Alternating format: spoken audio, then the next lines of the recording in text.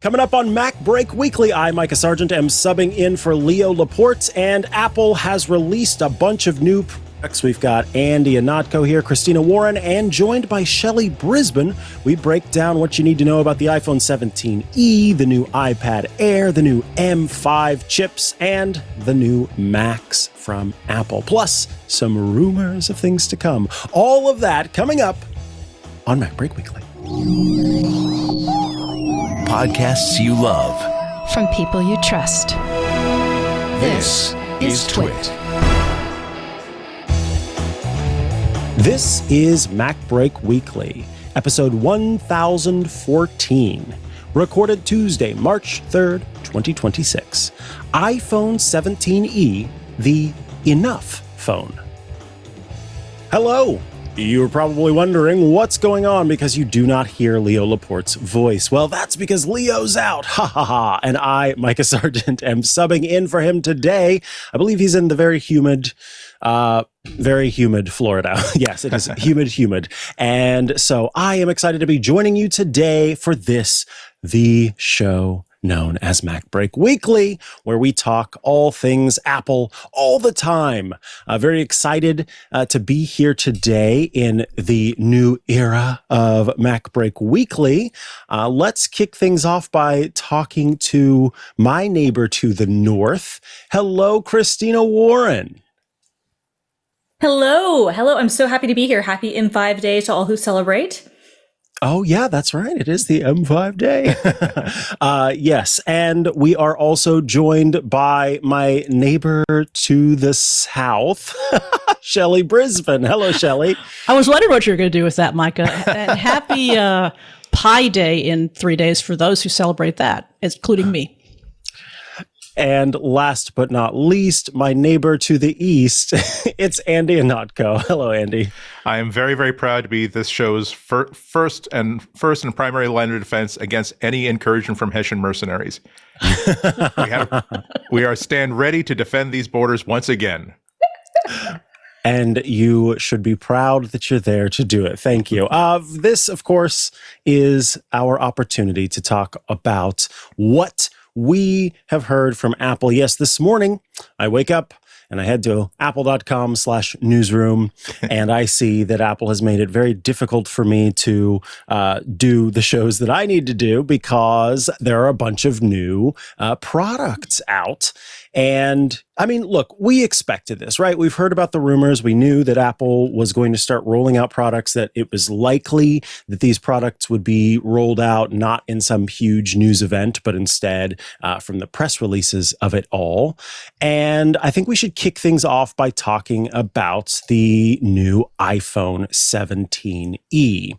Of course, we were expecting that Apple would upgrade its E line. Have we decided, by the way, what we think the E stands for? What's everybody's take on what the E stands for? I was thinking about this and writing about this last night, and I decided that E stands for enough. I like it. I like it too. I love that. I love that. That's great. I think you nailed it. I don't think anybody can do any better. I mean, I was going to be like economy, right? Which is, really what it is. No, but I think it's enough, right? Because the C was cheap, or China or color.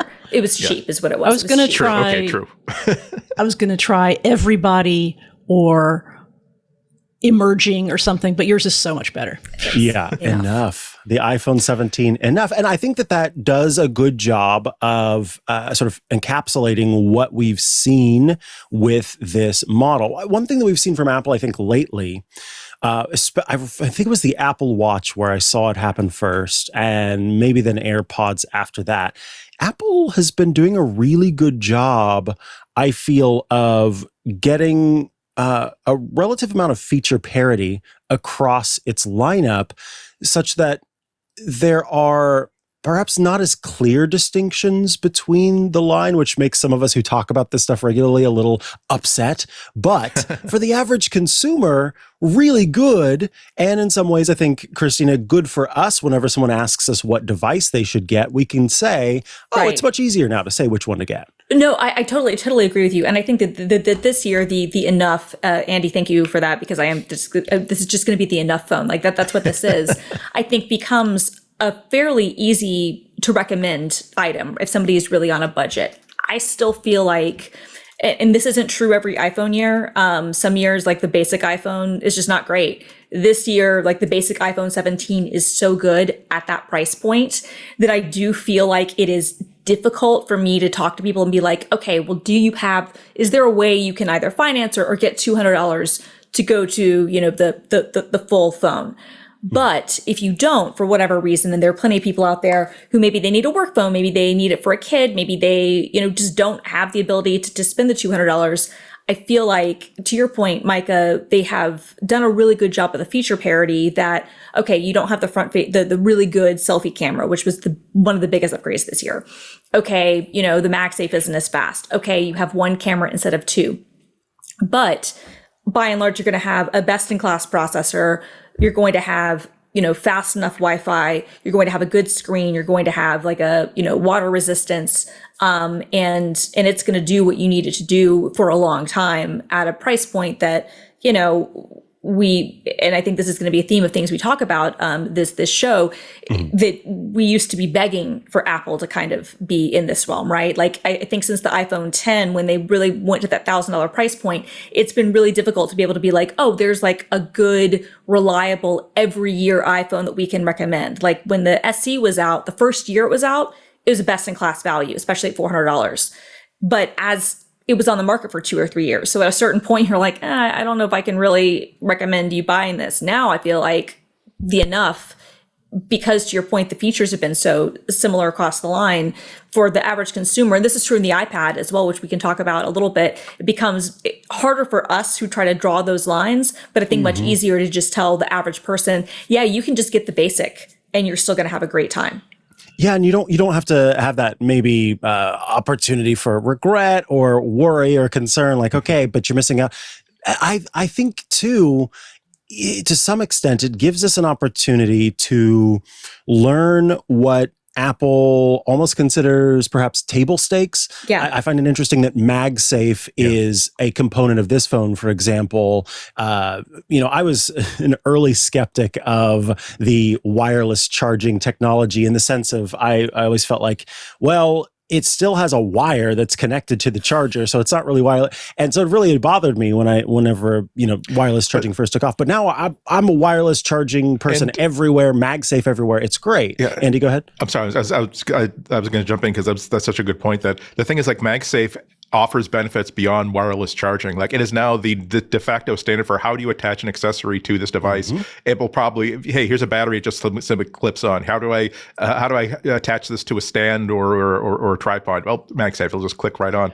It's interesting to think about if Apple is putting this forward as, here's what we consider table stakes for an iPhone. Here's everything that has to be included in the package in order to be able to call this an iPhone. Because this is never going to be a budget phone, not for $599, not for $499. It's more like the least expensive buy-in to the platform. And Apple has to really carefully navigate at what point can we economize on this so much that people no longer really accept this as a part of the iPhone line. They know who's buying this. They have all the marketing data. I personally, when I see $599, I'm thinking, okay, but what if you made the base storage 128 gigs and you had a $499 option? I would love to see a $500 version of this. But the thing is, as Christina pointed out, they had an SE model that was even less expensive than that.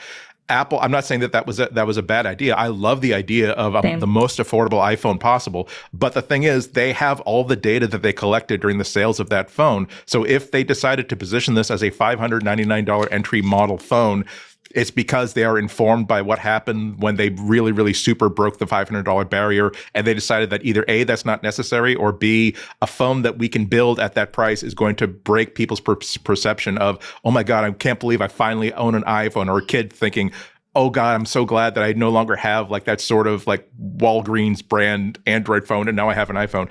I can't wrap this up without mentioning that. Okay, I seem to be making a good case for, yes, consume, become a fan of the brand, be ashamed of not having the best phone. Like, and hopefully we can teach kids better than that. But nonetheless, there's something about an iPhone that has to have that umami feeling when you use it that says, nope, this is an iPhone. This is not a really great Motorola $250 phone. This is not a really great $200 Samsung phone. This is an iPhone.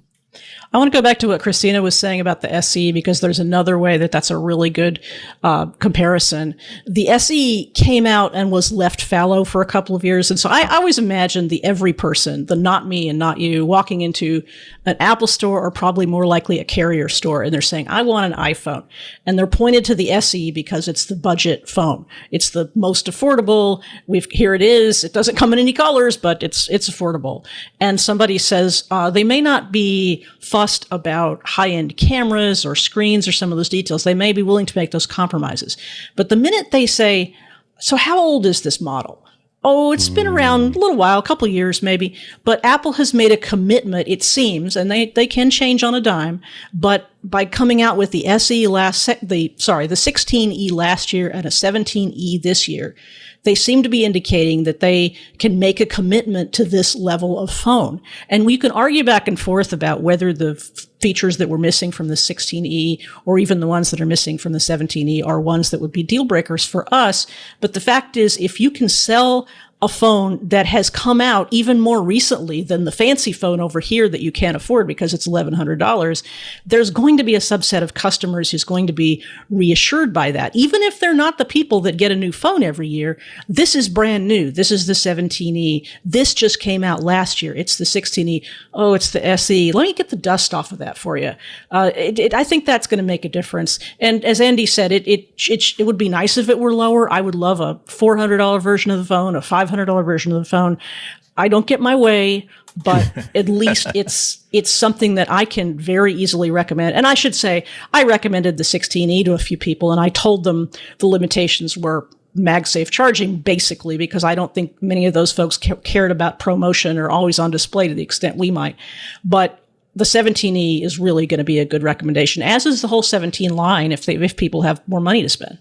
One of the things that I want to talk to you all about to get your take, I was thinking this morning about my use of my iPhone camera.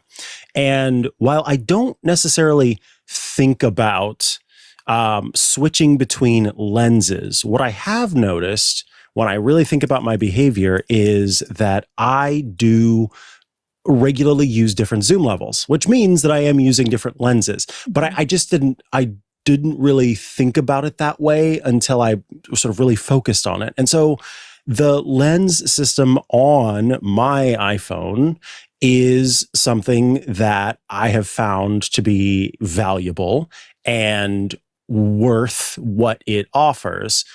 What do we think? This is sort of like there are two ways to think about this. I think this question, which is, what do we think is the actual practical difference between having this one lens and having multiple, and does that matter? But then also, what about the perception of, oh, you've got the one lens camera? Do we think one of them could end up sort of impacting the other, where, okay, it doesn't really matter that you have the one camera because there's a lot of magic happening in the background, but someone lays down their iPhone and it's got one, oh, wow, you only have one on yours. Yeah. You're Do right. you think that matters? It does telegraph that you have the cheap iPhone. And or that you have the iPhone Air. Okay. Well, true. I was about to say, but the iPhone here has that big camera bump. But then again, I don't think most people would be sophisticated enough to think about that. So I think you're right. And we just came out through like a sales cycle in China, in which one of the reasons why analysts are sort of attributing the runaway success of the 17 Pro is that the orange is such a flashy color that it really telegraphs people who maybe could have waited another year to get a phone can now, but everybody will know I've got the brand new iPhone. So there's definitely something to that. But I think that I've two observations. Number one, I'm glad that Apple has backed off a little bit from the marketing like falderall that they did with the 16E. Say, oh wow, it's a virtual 2-lens system with virtual in the tiniest type possible. It's like, okay, the fact that you've got a 48 megapixel sensor and that you're going to use that as a really great digital zoom does not make it a virtual 2-lens camera. It means you got a really good digital zoom. Be proud of that, revel in that. But the thing that I would really, really miss is the lack of the ultra wide, because you don't know how valuable that is until you've backed up as far as you possibly can and you still can't get everybody at the table inside the picture. So that would be the thing that I would miss out on. How's everybody else feeling about it? Yeah. A couple things. I think there is a large group of people, both younger people than myself, who observe things like, oh, how many lenses does your phone have? Talking about civilians, not just Apple nerds, who would absolutely look and see how many lenses you have. And then there are people who are motivated by status. A lot of those folks are in China. A lot of those folks are right here in our country here. And so those are not me. So for those reasons, I can absolutely see why Apple would differentiate the lenses in that way, whether it's actually in marketing or whether it's just the status symbol says you have 2 or 3 lenses as opposed to 1. But I also think that once somebody gets, say, a Pro model or any phone that has multiple lenses, even if they don't perceive themselves as, oh, well, I bought this phone for the ultra wide or for the telephoto lens, once they've had the experience of it, they're going to be expecting it. And so if you hand them a 16E or 17E, they'll be surprised and disappointed in ways that they can't really quantify, because they're like, well, why can't I zoom the way I could before? Or why can't I just zoom really quickly, but with the press of a button? I had the experience because I got a 16 Pro last year, and I had not really bought the Pro phones. I've had them around for testing and that sort of things, but my daily driver was usually the mid-level phone. And so last year I got a 16 Pro and my husband got a 16. So whenever I pick up his phone, I expect his camera to do the same thing mine does, and it doesn't. And so rather than quantifying how many lenses or how many different kinds of cameras my phone has, as somebody who is a fairly low level or low impact kind of photographer, you definitely do notice when you pick up a phone that is less capable than the one you have every day.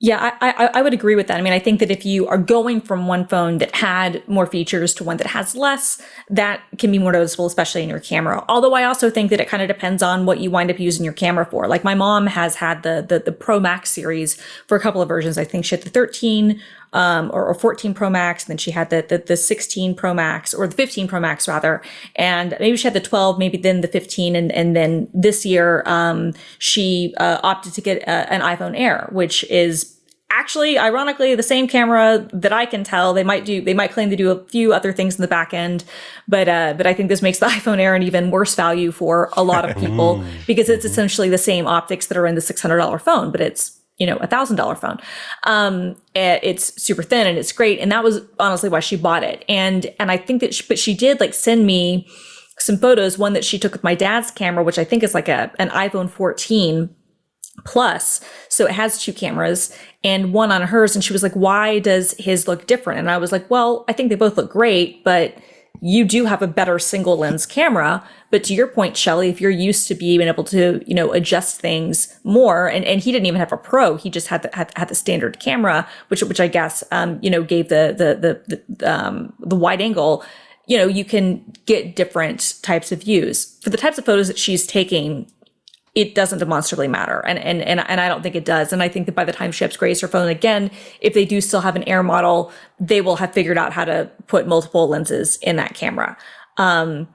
As far as though people noticing, being a status symbol thing, I don't know. I feel like it's definitely a thing for the Pro models, like either by color or in this case with like the 17, like the fact that the camera array is different signifies I've got the latest and greatest. And so some people really want to show that off. And look, I bought the orange phone and I definitely noticed when people, have them in cases, other things. I'm like, oh, okay. You get used to the new camera array, whereas you couldn't immediately tell just by looking at what Pro Max do you have or now I guess you can tell if you look at the regular models, so if it's diagonal camera or vertically stacked, what year it might be.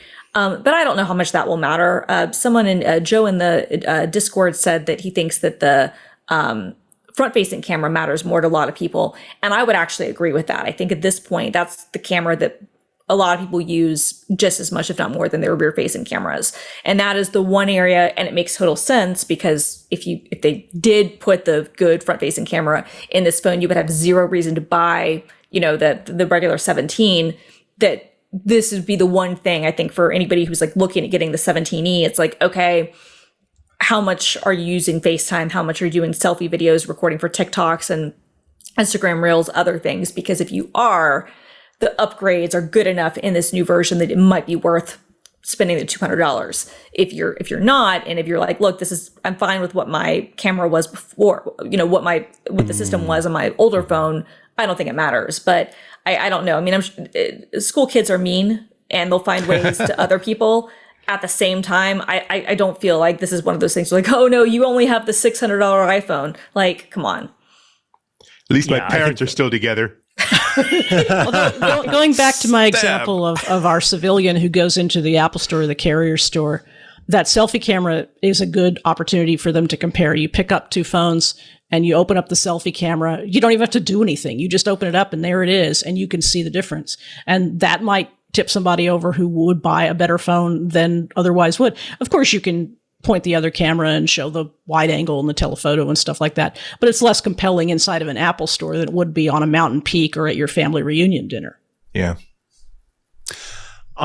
There's a lot more to talk about when it comes to the new iPhone, as well as we'll get to the new iPad Air. But I do believe it is time for us to take a quick break for Leo to tell us about the first sponsor of today's episode of MacBreak Weekly. Hey everybody, this episode of MacBreak Weekly brought to you by Space Mail, the professional email service from our friends at Spaceship. A business email is the easiest way to look professional in every message you send and give your emails the best chance of reaching the inbox, not the spam folder. That's why over 2,000 users switch to Space Mail every month. Switching is easy. Spacemail's super-fast unbox process links your domain and email in seconds. And once you're set up, Spacemail keeps everything running smoothly with built-in spam detection and a 99% uptime guarantee.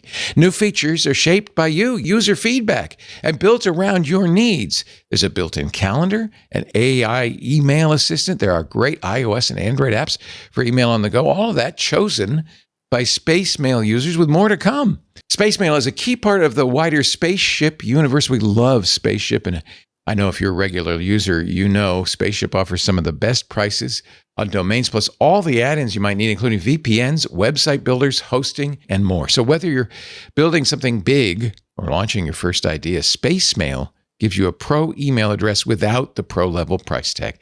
And with a 30-day free trial, you can start today at zero cost. Yes. Visit spaceship.com/twit to see the exclusive offers and discover why thousands have already made the move. That's spaceship.com/twit. Now back to MacBreak Weekly. Hello. Thank you, Leo. We are joined today by a wonderful cast of characters. Andy Anatko, Shelly Brisbane, Christina Warren, all here for today's episode of MacBreak Weekly. Apple just revealed a bunch of new products, and we're in the midst of talking about the 17E. We talked about MagSafe. We talked about that camera system. One other place that I want to look to is Apple's ongoing push toward its own connectivity options, its own connectivity hardware.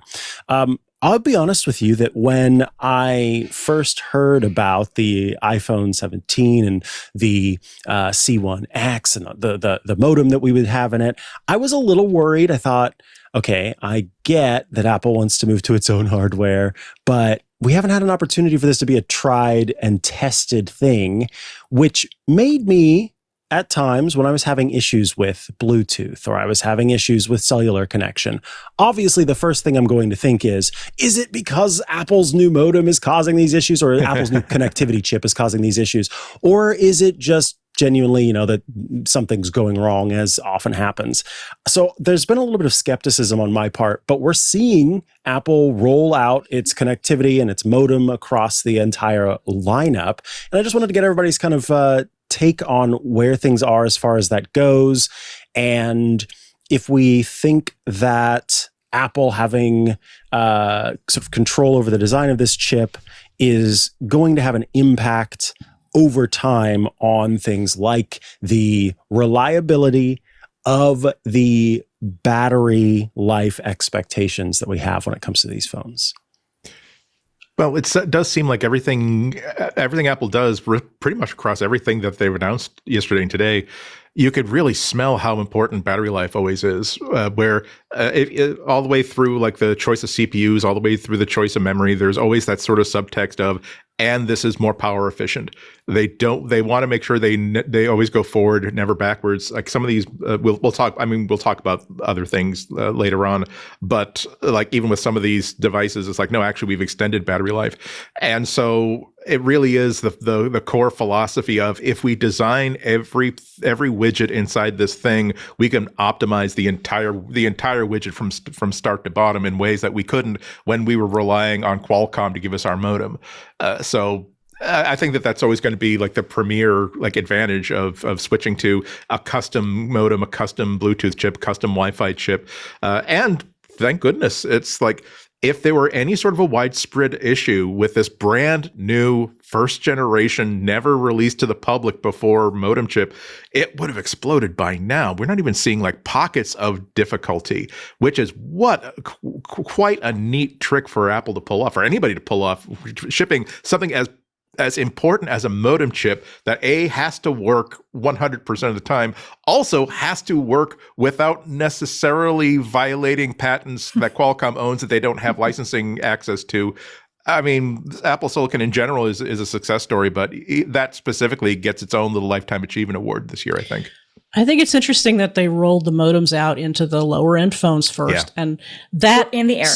And the Air, yes. I think the 16E had it first, but then the Air got it. Let's not justice for the Air, absolutely. The ones that aren't going to be the backbone of the iPhone line. Right. Which is the lower sales volume units. Yeah, millions instead of quadrillions of sales. I think it is interesting because it means that it put Apple at a kind of a risk where if you had problems with it, you're going to have not as widespread of problems, but you're going to have problems among a user base that might be less tolerant of the iPhone devices getting their sea legs, so to speak. The other thing, from a simple sort of pundit class point of view, I'm sorry, I always have to get into these sorts of conversations, but I wonder if the modems have been tested. I'm not talking about the connectivity chips, because I think that's a totally different story. But I wonder if the modems have gotten as much rigorous testing with as many carriers and as many circumstances as they would if they were in the Pro and the Pro Max phones. I'm glad that there haven't been any problems to report from people who may not be pundit class testers. But as somebody who follows this stuff and who reads a lot of news, I just didn't see all that much detailed testing of performance with the modems with multiple carriers. I think Jason actually was one of the few people who wrote something about the 16E and the modem, and maybe the Air too. I can't recall, but because he has some carrier connectivity issues in his area, and he was able to sort of test those out a little bit. But I do sort of wonder whether it would have been put through its paces differently if it was in the Pro and Pro Max. But fortunately for Apple, it seems to be faring pretty well where it is. Yeah, I mean, and I have to think that they did this by the design, right? Like, they've been wanting to move to their own modems for years. They've been wanting to get out of this relationship with Qualcomm for quite some time. They acquired, I believe it was like Intel's, modem business to help build this out. This is clearly a thing that they want to be able to own the full stack so that they're not reliant on Qualcomm in this way. And I think that it does make sense that as you test this out, to your point, Shelly, I think if you're going to put this, your best-selling product from what, we've heard is the iPhone Pro. And so before you put it in that best-selling model, I think you need to do testing. And so you start with the lower end, the 16E, then you go to a more niche product like the Air. You put it in the iPad Pros, where if people are going to buy an iPad with connectivity with 5G, it is almost certainly going to be the Pro. Yeah, you can do it with the Air, but almost everyone who's going to shell out that extra $200 is going to be getting an iPad Pro. And then you kind of look at what your data is. You can get refined things. They've already, with the C1X, are claiming that it's twice as good as the one that came out a year ago. Better battery life. And then we will see, when Apple feels like, I feel like when they do put it in the Pros and the regular models, that will be, to me, kind of Apple saying, okay, we feel confident enough that this can go in our flagships and that we're not going to run into issues. One other point I want to make, though, I mean, because Apple can own the full stack, one of the advantages here, and granted it does require carrier participation, but in iOS 26.3 and later, they added a new feature that says limit precise location, which basically allows you to limit some of the information that like the cellular networks can use to determine your location. And from a privacy perspective, I think this is great. In the United States, I think it only works on Boost Mobile. So like, again, like carriers have to opt into this. But this would be a feature that I would, especially if like, you know, the carriers that I use, and right now I'm on T-Mobile meant for one phone and Verizon for another, you know, if they would support this, and granted, they probably wouldn't want to, but if they would, like that would be a feature that I would enable immediately. And that I think that Apple can only do this sort of feature where they can still sell their brand of privacy. We're not going to give all of your location data and let people track you and sell this and do all this other stuff to the same level that others can. And they can only do that if they own the full stack, if they own the hardware and the software. So there are some upsides, you know, I think even for end users potentially from these modems too. But so far, and, you know, I've been a little bit relieved that I haven't had to try out the new modem, I think, you know, to your point, Shelly, because I've been like, okay, is this going to work though? And I'm glad that Jason has tested it in some areas that have connectivity issues, but it is always kind of that question like, okay, is this actually going to be an Apple Silicon moment, or is this going to be like the BT modem? And that I just don't think we know yet. Yep. That's worrisome. I think that's the big thing. We just don't know yet. And so knowing that it is an important aspect of Apple's, you know, design plans going forward, seeing the success we've seen with Apple Silicon, right? Like Apple can make its own chips and can design its own chips and do a good job with that. But it is certainly something that, you know, there are times where we build it all, we design it all, we run it all is positive. And then there are times where you're going, now, what if maybe we considered that someone else might be better at this specific thing and we don't want to mess up something or we don't want to fix something that's not broken. That's certainly my concern. But I think that Apple has proven that they're actually good at identifying their own frailty. Again, you just have to point to the deal they made with Google to say, you know what if you build us a foundation model to our specifications, because we realize that we are in the middle of a whole bunch of IKEA furniture parts and we lost the instructions and the little L bracket things. We just need help. So I feel as though if they were buried, they would not rely on their own technology if they did not feel as though it were up to the task. And I don't think they've had I can't think of another. Okay, I was about to say I can't think of an incident in which they decided to basically experiment on its own users to figure out what's wrong with the technology. But of course, we're all using iOS and macOS 26, so that argument goes away. I think they might feel more confident with reason in their hardware prowess. Yeah, I certainly do. Yeah. So let's go ahead and talk about the iPad Air. Again, I'm curious to hear everyone's take on what it means for a product to get the Air tag, and pardon the pun there, the Air nomenclature. What is it that makes a device an Air versus and for anyone who's listening, that was just a stop because there's nothing after it. So iPad, or it gets the Pro designation. Where does the Air fit in this, Shelly? Well, the Air used to be, and when we think about MacBook Air, we thought about thin, light, bottom of the line. But that hasn't, and probably will not for very much longer, be where the MacBook Air is. And in the iPad Air, especially with the last revisions, when we went to the M2, it really became the sort of big middle. So Air is not that light, fluffy thing over here. It's in the middle, and it might have some special features, but it's kind of the every person's device. That's not consistent, though. The iPhone Air is not quite that. And the MacBook Air is still perceived as, and it's certainly cheaper, and it is this sort of lighter duty machine. But I think both the MacBook Air and the iPad Air it can be argued that those devices really are for the every person that doesn't need the absolute power features and who might want something that's a little lighter weight in terms of price and in terms of features. So that's a really interesting transformation.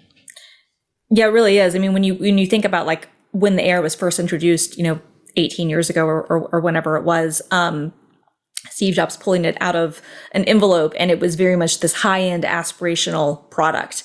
And that failed. And then they immediately pivoted and said, okay, this is going to be a little bit lower end, and more, priced more affordably, and kind of replace the MacBook in a lot of ways, right? Like we'd had the plastic MacBooks, and really the drop in for that. I think they still sold an aluminum MacBook maybe for a year or so, but the MacBook Air essentially became that. And to Shelly's point, I think essentially became kind of like the everyman computer, right? That was the one that you got at your office. That was the one you got like for college. That was the laptop. Then they abandoned that for a while and stopped kind of updating it, and then kind of, woofed it a little bit at the end of the Intel era, in my opinion, when they did the iPad or the MacBook Air Retina, and then really came back screaming in the Apple Silicon era, where I think that, especially and we don't have any, specs or any review embargoes, I'm sure, are going to be, saved until next week or so on the M5 iPad MacBook Air. But, when you look at the M4 numbers, there were a lot of cases where you could say, depending on what you're doing, there is absolutely no reason that you need to actually spend more money on a MacBook Pro, even for higher end tasks, because it's just a tremendous laptop. I think the iPad Air is a little bit trickier, because in some ways, yes, it is kind of that middle everyman, iPad that everyone can kind of aspire to get, and it's good enough. It's better than good enough. It can still support some of those higher end features. It annoys me that Apple continues to basically hold back the high refresh 120 hertz screens from the iPad Air. I in a lot of ways, I don't want to buy another iPad Pro, because the way I use my iPad is frankly not really commiserate with needing to spend $1,100 on an iPad. It's just not. Yeah. Having said that, because I've had an iPad Pro since 2016, and then the 2018 model was the one that really kind of redefined everything, I can't go back to a 60 hertz display on my tablet. I just can't. Yeah. And so I think that they make weird demarcation lines between what is what that doesn't quite make sense. And maybe part of that is just because they haven't done enough to differentiate on iPad OS to make sense why you should be spending, $1,100, $1,200 and up, on those devices. So I think that it's, but I agree with that. I think that it's almost like the phone, notwithstanding, because the phone I think is a completely different thing, and I think that's why the nomenclature around the phone is probably off. I feel like Air is just like, yeah, this is the one that if you just needed to go in and buy a MacBook, or you needed to buy an iPad, for a lot of cases, this is going to be the one. I might argue that the base iPad is still better for some people, but in terms of laptops, I mean, this might change tomorrow. It's just like, no, just buy a MacBook Air. It's funny what you're saying about the iPad Air, because I had an iPad Pro primarily because it was available in 12.9 inch size. I wanted a big iPad. And when it came time to upgrade that to an Apple Silicon version, this was for work, so I was getting it paid for. They offered to get me an iPad Pro. I think it was the M2 at that time, M2 or M3, I can't remember. And I said, no, you don't need to do that. Just give me an iPad Air. It's not that I'm a magnanimous, wonderful human. It's just that I really didn't need it. And I mean, I work for a nonprofit, so why not? But I love my M2 iPad Air. I love it. I love it. I love it. I personally don't have an issue with the refresh rate. I get it for people who do. I absolutely do. And I know that would add cost. And I like the idea that I have the two things I want most, an iPad Air with a good processor and a large screen. So for me, I have a very old, I think it's an 8th or 9th generation iPad living on my living room couch just as a consumption and a looking up things device. I wouldn't use that for any sort of work. But this M2 iPad Air and any upgrade that I might get in the future, it is very satisfying for me as sort of an everyman computer. Yeah, I think one of the challenges for Apple is that everybody defines their iPad in a different way. There's so many think pieces about writing about, is the iPad really, can you use that as a notebook? No, I choose to use it as an iPad. However, there are a lot of notebook sort of things I can do with it. It's interesting to look at the demarcations between like all of the different iPad models, because it's not. When I see Air, I mean, you're right, Christine. It's like you see the Air, and it's like, oh, so that's like the ultra compact, ultra thin. It's like, no, that's kind of the mid-range model right now. It's more of the Air, kind of how the MacBook Air became. Actually, not even the mid-range, but the entry model. So even that kind of collapses. You look at the specs of this new iPad Air, and you see like, okay, so they decided that because iOS is now doing a lot more in-your-face multitasking and multi-windowing, lots of people are going to be wanting to run lots of apps side by side. So let's up the RAM to 12 gigabytes. Great. 128 gigabytes of storage, not 256. That's kind of a disconnect between the idea of people are going to be using this for a lot of stuff, so we better give them a lot more RAM. The 60 hertz, like it's the only consistent thing across the board on Apple products that makes them look old-fashioned and out of step. And because I don't think that Apple is unaware of that sort of thing, I have to assume that this is getting back to power. It's like how much will it cost us in battery life to increase it to get 120 hertz variable refresh rate display? And are people going to be happier about the 120 hertz? And we're not just talking about the pundits and the reviewers or the gamers. We're talking about the people who are coming to the Apple Store to buy something for their kid to have as their like main computer. And they probably did the math and realized that no, 60 hertz is fine as long as we can preserve the battery life that we're promising everybody.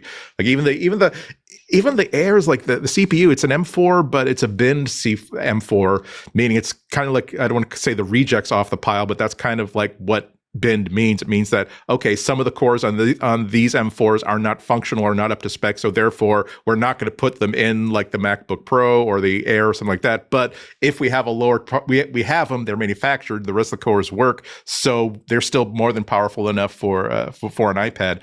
It's just in a weird space.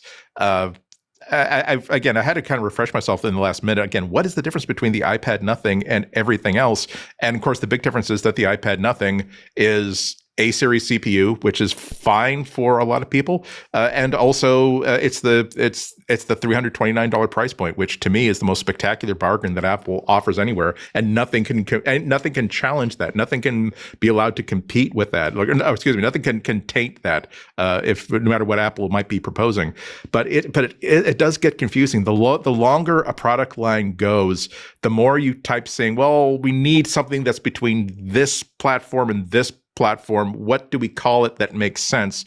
And you go from something that was very simple. There is the base model, then there's the Pro model. There's the base model, then there's a Pro model. And now across every line, it's like, do I want the Mac Mini? Do I want the Mac Studio? Do I want to wait for a Mac Pro? Do I want the MacBook Pro? Do I want the MacBook Pro that has the weaker intro version of the same processor? Do I want the MacBook Air? Or do I want what's probably going to be announced tomorrow morning? I'm sure we'll get to that later, because that was an interesting leak that came out of an Apple like legal filings that, great, they decided to give this a brand new name that can't be really confused with any other product line. I hope that they take that and make that into a kind of a policy moving forward, that if we're going to insert a new product into the product lineup, we are not going to create confusion by making people think, oh, it's the Air, which means that if I know if Please try again. I know. I was talking too long, Siri. I'm very, very sorry. I mean, this is a shared experience where I can now see the screen around my iPad flashing. I know that, oh God, I hit a trigger word, and at some point it's going to interrupt me, isn't it? I have to turn something off. And you called it. And honestly, now with if you had the new iPad Air, maybe it would have been a little bit smarter and known that you were not actually talking to it whenever you were doing. It's an M1, but it's a real M1. Gosh darn it! It's not a binned anything.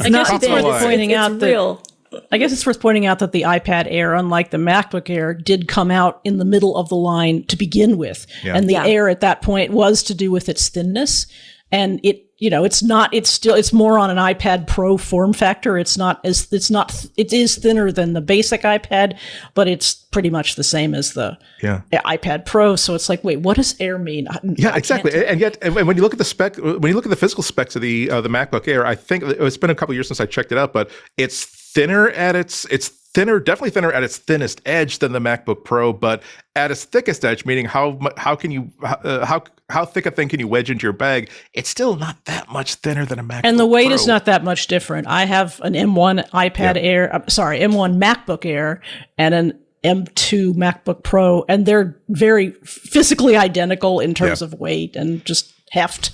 Yeah, I'm not advocating like a merge between the iPad platform and the Mac platform. No. But I imagine like you talk about super Don't thin. start that stuff, Andy. won't. Come on. I won't. No. Again, Yeah, people get freaked out. That's why I wanted to preclude people in the Discord like immediately leaping on. No, I'm not advocating that. All I'm saying is that when I use my 12.9-inch iPad Pro in its Magic Keyboard, that if it were running Mac OS, that would definitely be a MacBook Air, emphatically and unquestionably the Air version of this platform. And I'm kind of hoping for some kind of a redesign of the MacBook Air that makes it look a little bit less, I don't know, stick this under the table leg at the coffee shop to keep the chair from wobbling, sort of thing. The interesting thing harsh. though, you say that like Andy, like about like the 12.9-inch iPad Pro and a keyboard is basically a MacBook Air. You're not wrong, except and I think this is kind of an important thing, like that Shelly like pointed out, like the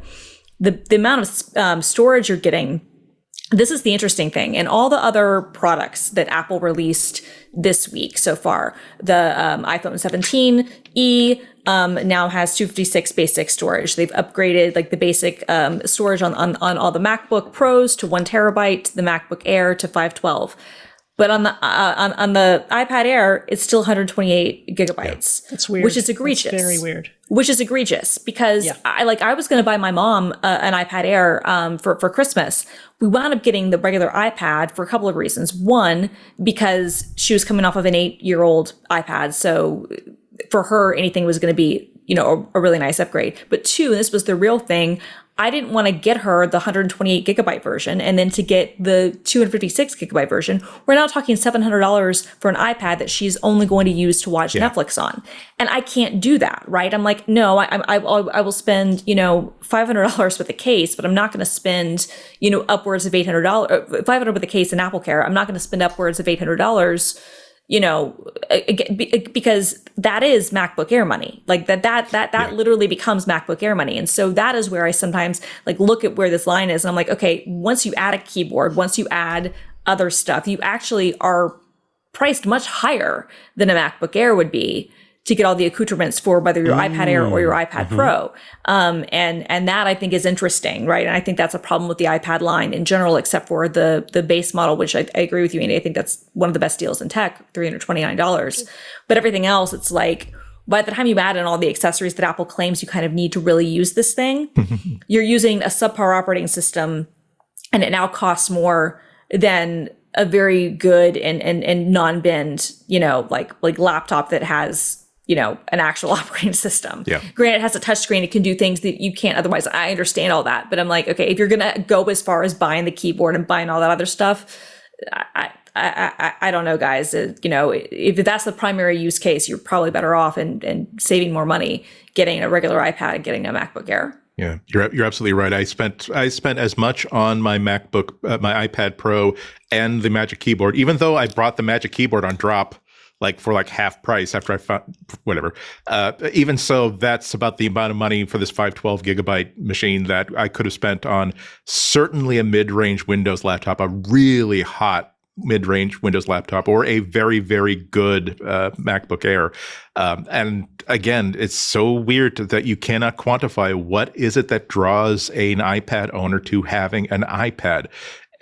And I won't get us into a rat hole about that side quest, but it's like for everybody, it's such a completely different thing. Some people really want to, hey, I love my Kindle, but I wish it were color, and I wish I could watch HD movies on it. So great, you've got the iPad, nothing. Like I don't need a laptop so much. I just need something for like weekends when I'm away from the office, or weekends where I need to keep in touch, get a few things done.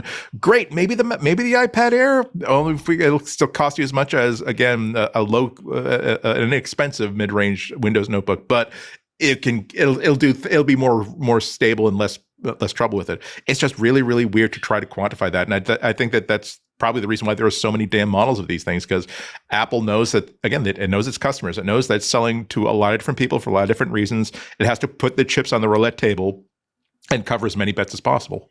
Well, I'll give you one use case for the iPad Air that makes an iPad specifically helpful to me is that I need a device where I can physically move the keyboard and the display away from one another. And so I put my iPad either in various stands, or I have the Logitech equivalent of the Magic Keyboard, which is a case that you can, it's a Bluetooth keyboard and you could separate it from the case, even though the keyboard is magnetically stuck to the case during storage. It's a brilliant thing.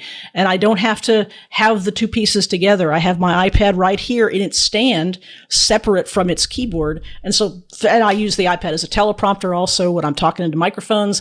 And so that's the kind of a use case. But Christina's absolutely right. It's really frustrating that a device that I want to use for work and for creativity, I'm going to have to invest more money in it if I want the storage that I really need. Plus, I have actually purchased three not keyboard cases, but three cases for this iPad Air, because one of them has a handle on the back that I use when I go to make presentations. And so I hold it in a way that's more secure for me. So I've invested all this money in cases for this iPad Air, which is, it's not everybody's used case, but it's mine and it's very annoying. Yep. Use case. Ha ha ha. All right. We have a lot more to talk about here. Apple didn't just stop at the iPhone and the iPad. The company released some more hardware, and we are likely to see even more of that. But it is time for us to take another quick break for Leo to tell us about the next sponsor. This episode of MacBreak Weekly brought to you by Pebble, P-E-B-L. Here's a quick question. If you're hiring, your company's hiring in another country right now, maybe you already know this. We found out once you do, things get complicated fast, but that's where Pebble can help. You can send offers to anyone in the world in minutes, get them onboarded fast. Pebble is an AI-powered global human resources platform built for founders, built for HR leaders who don't want the headaches of global employees, and operators who are hiring and supporting teams all around the world. Some of the best people aren't here. Pebble helps you hire, pay, and manage talent in over 185 countries with fast onboarding that can be done in minutes instead of juggling separate tools for contracts, payroll, benefits, and compliance. Pebble brings everything together with built-in guidance and local expertise to support you. That's especially helpful if you're managing teams internationally or planning to grow. The fastest growing companies in the world use Pebble to stay organized and reduce risk. And founders use it to scale faster without having to become HR or compliance experts. Rated number 1 in compliance on G2, the customer testimonials speak for themselves. I'll give you an example. Page needed a global talent to align with its bold mission as a digital diagnostics company revolutionizing cancer pathology using AI. Page's VP of Finance and Operations said, quote, "Over the past year, we've doubled, if not tripled, our global headcount. That growth has been largely thanks to our partnership with Pebble." Bottom line, it simplifies global people operations so you can spend more time growing the business and supporting your team. Pebble's new standard discount pricing is $399 USD per month per employee. It helps you contain costs. Go to hipebble.ai to get a free estimate. That's HIPEBL.ai for a free estimate. Hi, Pebble. Now back to MacBreak Weekly. Here we are. Thank you, Leo. Of course, Apple has revealed by way of its newsroom several bits of new hardware. We've talked about the iPad Air with the new M4. We've talked, new to it, M4. We've talked about the iPhone 17e, but the company also debuted the M5 Pro and M5 Max chips. And Andy, I believe you said you were doing some homework leading up to this and looking at the architecture here. How much of your homework were you able to complete since this was announced? Basically, like they went into a lot of detail on it, as they sometimes do. They actually gave it its own like newsroom release and its own like landing page for everything, because I think it was very important for them to land the concept that, again, it's really just like we were talking about a moment ago, that yes, it's the MacBook Pro, but there's the MacBook Pro, and then there's the MacBook Pro, and this is the MacBook Pro CPU. Like, just because it has an M5, okay, but it's not is it the M5 Pro or the M5 Max? Because those are the ones that are just Hessian aggression, like as powerful as you can put on something you can pick up and carry with you. And so there's some interesting details here. Most of my notes, like from reading it, is that compare and contrast how they used to promote like the most powerful MacBooks in the lineup 5 years ago with how they're promoting it now, where it would also always be about, hey, look, you can actually look how well it works with Final Cut Pro, how quickly it can build and compile like your project. And of course, here in 2026, it's all about AI, because these are the people who are spending up to $7,000 to $8,000 on a laptop. If you can configure this like up to up to 64 gigabytes of RAM. It has a little bit more battery life, but they don't care about battery life. All they care about is really real performance. And they're hitting all the bases. They're making sure they hit the points that, like, here's who are the most powerful GPUs we've ever had, up to 20 cores, up to in the lesser one up to 40 cores, the GPU in the Max, which is not just for GPU processing, better ray tracing. Our RAM has been optimized for large language models and large 3D data sets. Again, on the Max, we said the bandwidth is twice on the M5 Pro as it is on the M5 Max is on the M5 Pro, like something like I'm not going to say, but 600 versus 300, which basically shows you that they just want these pipes to work extremely well.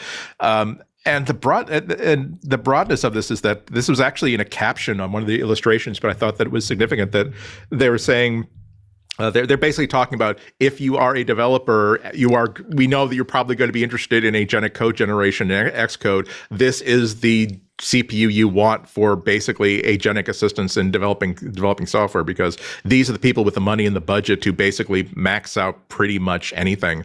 As far as technical stuff, again, this is definitely beyond what I can talk about intelligently after only about 90 minutes of research while brushing my teeth this morning. But at least the thing they're trying to make sure that everybody knows about is that something that actually we knew about because of rumors a few weeks ago, where they're calling it the fusion architecture, where they put 2-3 nanometer dies on the same system on a chip. So, and this was kind of feeding into discussions about why the Apple Store no longer gives you sort of like a range of baked goods for each model, and now everything is pretty much built to order at a very low like level of CPU and stuff like that. I mean, as it is, it becomes really tempting to decide that, again, if you have that kind of money, and if this device is being paid for by somebody else and it's not a nonprofit and you have a soul, you might. I mean, you're looking at what can this machine do that a Mac Pro couldn't be able to do like 3 or 4 years ago, and the idea of a $7,000 to $8,000 MacBook that is designed for us. Really, when you look at it, it's designed to run features that don't exist yet, that haven't been promised and won't be delivered for another year or two. This is the ultimate in future-proofness. It goes like stink. Now, that's an interesting thing that you say. It's sort of future-proofness, right? I'm curious what Mac buying habits look like overall.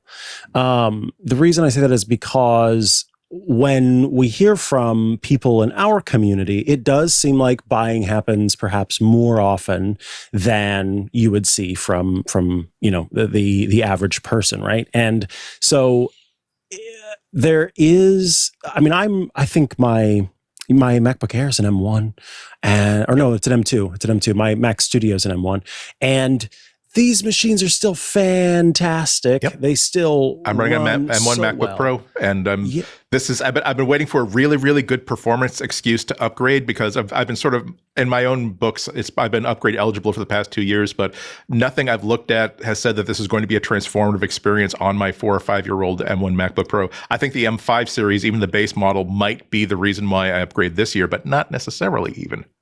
Now, Christina, you were on Clockwise recently, and talked about your, perhaps experimentations around what Mac Mac you would be purchasing.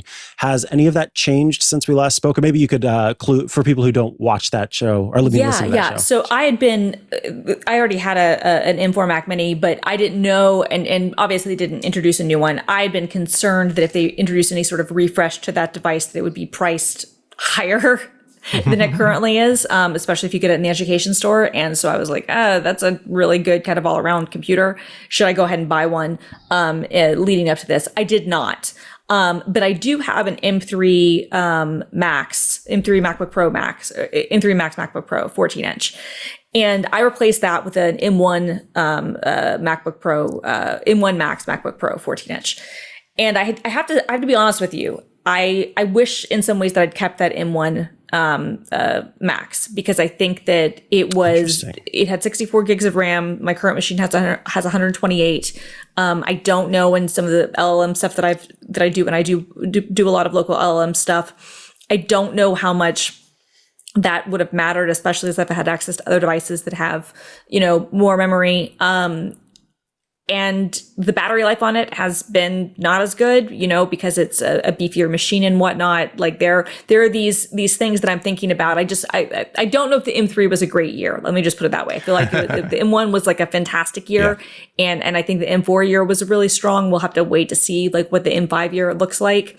My only critique, or only thing I would kind of warn people about, if you are going to be spending $4,000, $5,000, whatever it was, because I think my MacBook Pro that I got it was over $5,000 by the time I got it all done, and I was able to sell my other unit that was 2 years old for a decent. I gave the guy a good deal, but it was still very expensive. Let me put it that way. If you are looking to do that, and it is not because you can immediately write this off and like money is not an object, I would actually say get the 16-inch if you're going to be going for the max chips, especially those higher core counts and the higher RAM counts, because the 14-inch chassis just doesn't have the heat. It just doesn't have the cooling to be able to interesting. Oh, that's interesting. Yeah. That would be like my own kind of lived experience, is that the battery life is significantly worse than what you expect it to be. And what I'd seen with my M1 Max, which I loved about it, was, when I'm not really using this that heavily, I can kind of use this almost the same way if it was a MacBook Pro or a MacBook Air, and I can get like great all day battery life. That is not the case now, it just, the smaller chassis, I think, just limits it because of how powerful those chips are. Now, it's possible Apple has, with the 3nm process, has been able to really refine things. The M3 was the first attempt at that, and maybe they've gotten better. But I could even just tell you, like, looking at the difference between like my M4, I had an M4 MacBook Pro. It was a 16-inch last year that was great and had like all day battery life. I now have an M4 MacBook Pro 14-inch that is if it's a max chip, then it's the lower core one, but it has less RAM. It has 64 gigs of RAM, and that one has significantly better battery life than mine. And I think it's just because of the core count. And so that's my only kind of thing, is to say, get the bigger model if you're going to be spending the $5,000 anyway. If you're going to be needing the smaller model, look at not going completely all out, because for me that wound up, at least in terms of using it like a laptop, being kind of liability. If you're going to have it plugged in all the time, maybe it doesn't matter, but at that point, like maybe a Mac Studio is the thing you should be looking at. But if you're going to use it as a laptop, I would actually recommend, if you're going to go for like that super high, like 40 core machine, get a 16-inch, even though it's more of a pain to carry around. I was fascinated with these announcements that we didn't get a Mac Studio with the same or similar specs. And I am aware that the laptops are the number one thing that Apple sells, especially the MacBook Air. But on the Pro side, the MacBook Pro is very, very important. And I can see why they would go out with the M5s, the bigger chips with the M5s for the MacBook Pro first. But why not the Mac Studio at the same time with similar specs? Because those are very expensive machines too. You have some opportunity to expand them if you want to. Now, obviously not change the CPU. And if you're talking about a machine that you're going to primarily use at your desk, and if you don't need a laptop, or if you go and get a MacBook Air, for example, I think a Mac Studio or even a Mac Mini, but they're not going to come out with something beyond that right away.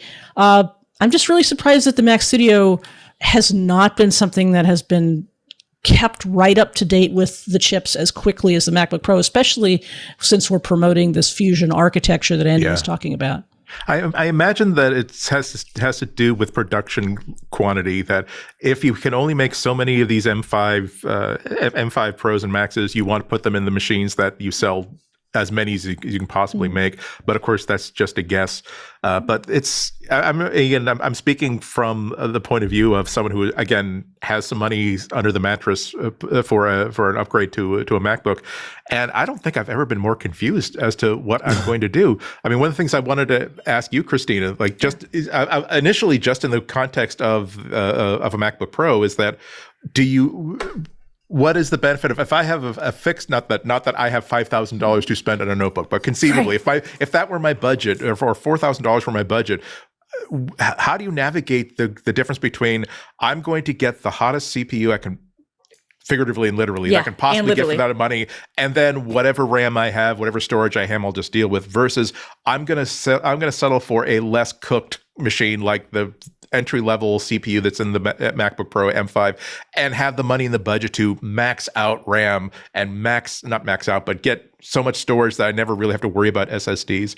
And then when you add on the MacBook Air, and now I'm looking, there's so many features in there that I would have ascribed to the MacBook Pro. Right. And now I'm like, maybe I could take even less money than that and say, I'm going to buy an absolutely maxed out MacBook Air. Given that my experience with LLMs, I'm mostly doing stuff on servers. I'm okay with not having local performance on that.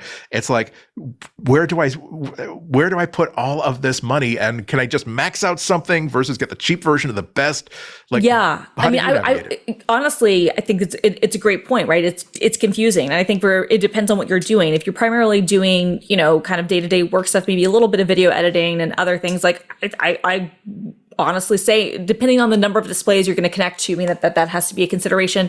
A base MacBook Air or not base MacBook Air, but maxed out MacBook Air could be very good. But I actually feel like, maybe like the base MacBook Pro, and having it at 48 gigabytes, like that could be like a fantastic machine, and then spend more money on the storage if that's what you need to do. And if you have leftover money, hey, get another iPad or get, something else, like, put it aside for something else. Yeah. For me, I specifically bought the machine that I bought because the local LLMs were starting to become a thing, and I knew that I wanted to work with that. And so that was a primary use case for my thing. And that's why I was like, I want as much RAM as I can get, and that's what I'm going to do. And it's been useful for that. But I also have a framework computer, and I have access to, servers that I can, use GPUs on. But for me, for doing local LLM stuff, I was like, I'm just going to max it out and do what I can. And what I found is that, yes, it's great. But if you're doing that, my only piece of advice is, really look at like the reviews and on the thermals on that 14-inch, because I don't feel like that the chassis is up to par for what that needs to be. And it's not that it can't run it, it's just that your battery life is going to be trash. Whereas the 16-inch, yes, it's more of a pain to carry around. It's a little bit more expensive, is going to have a lot more headroom. So that's my only advice on that end. But for someone like you, I think you're kind of in a mixed spot. But I feel like just doing like the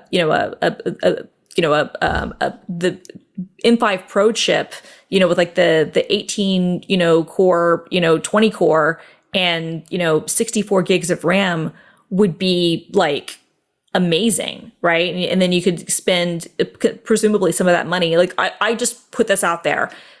Granted, this with the education pricing, so this is probably $100 less, but you count as a student. So it's for the standard display, the M5 Pro chip with the 18 core CPU, 20 core GPU, 64 gigs of RAM, and 4 terabyte SSD. So 4 terabytes, you're looking at $36.79. Nice. Which is, still a lot of money, but like, not insane for what not insane. Exactly. And that is with a chip that if it goes based on history, unlike the Max chips, which do run really hot, is still going to give you really good battery life if you are in a space where you can't be plugged in all the time. That's a really excellent point. I feel like that's probably that's again, we need to wait for the reviews and talk to Jason based on he's going to see. But that would be kind of like my first kind of like go around would be just kind of getting doing the step up upgrade of that MacBook Pro chip that's not quite the Max, and then spending some of the money on the RAM. And it's a really itchy situation because, like, again, I'm very, very happy that I take good care of my hardware because I pay for it myself. And so, again, I'm very, very pleased with Apple that they've made a MacBook Pro that, again, 4 or 5 years later, I'm still not really seeing reasons for me to upgrade. Certainly not because of anything's broken on it. Again, the keyboard's great, the screen's great, everything's great. But the thing is, like, now there's, with AI creating so much uncertainty, like, what if, like, I decide, you know what, I'm going to max out something with lesser onboard neural engines, and then 2.5 years into this machine's life, something like OpenClaw comes on. But imagine something like OpenClaw, but it doesn't stink, it's not terrible, it's not dangerous. It's actually useful. It's actually productive. It's cheap to run, and I can run, but I have to run everything locally. I don't want to be the person saying, "Oh gosh, it must be nice to have, like, to be able to, like, start my day 8 minutes after I wake up instead of 2 hours after I wake up because I don't have a magical assistant that's doing things for me." Oh, well, I'm glad I got that 4 terabytes of storage instead of the better CPU.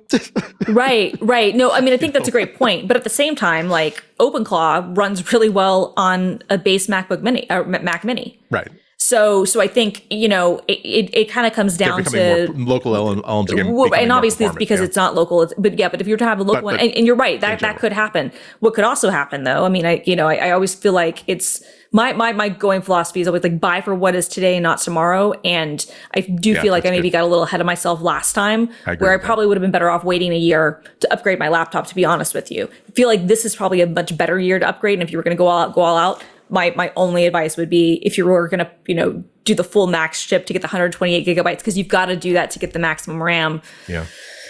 Consider that it's a much hotter device. That's at least in my experience. Helpful. Yeah. All right. We should talk about the kind of full gamut then of hardware, given that we've talked about the chips, we've talked about some of the possibilities there. Look, I think people, if they've taken a cursory glance or a cursory listen at the rumor mill, they will have heard about Mac that features touch. Where is that Mac that features touch, everyone? Let's explain to the people who may have heard about this and thought, okay, I'm going to come on MacBreak Weekly and they're going to tell me that Apple released a new touch MacBook. What's going on? Why is the MacBook Air the touch one? What's going on? It's weird. So Gurman had a piece today that was, he's been reporting all along that, Apple's definitely working on a touch version. Apple's definitely worked on a touch version, which to me, I don't know about everybody else on the panel, but was like, that's weird because you really can't put touch on an OS that has not been engineered with touch points in mind. There's Windows does a really good job of it. Android does a really good job of it. I was saying we've created sort of a hybrid where if you're using it with a keyboard and a trackpad, you don't notice that this is touch optimized. But if you're using it as a tablet, it feels like a natural touch optimized thing. And that was the residue of years and years and years of working on this. And that Apple can't just simply say, okay, guess what? Okay, you babies, guess what? We put another layer on the screen so that now it responds to touch.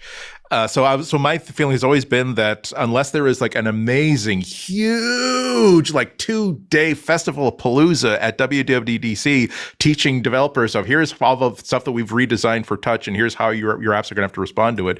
I was kind of wondering if this is something to really be believed in. So his update this week basically says, what was the quote he put in here? Basically, he said,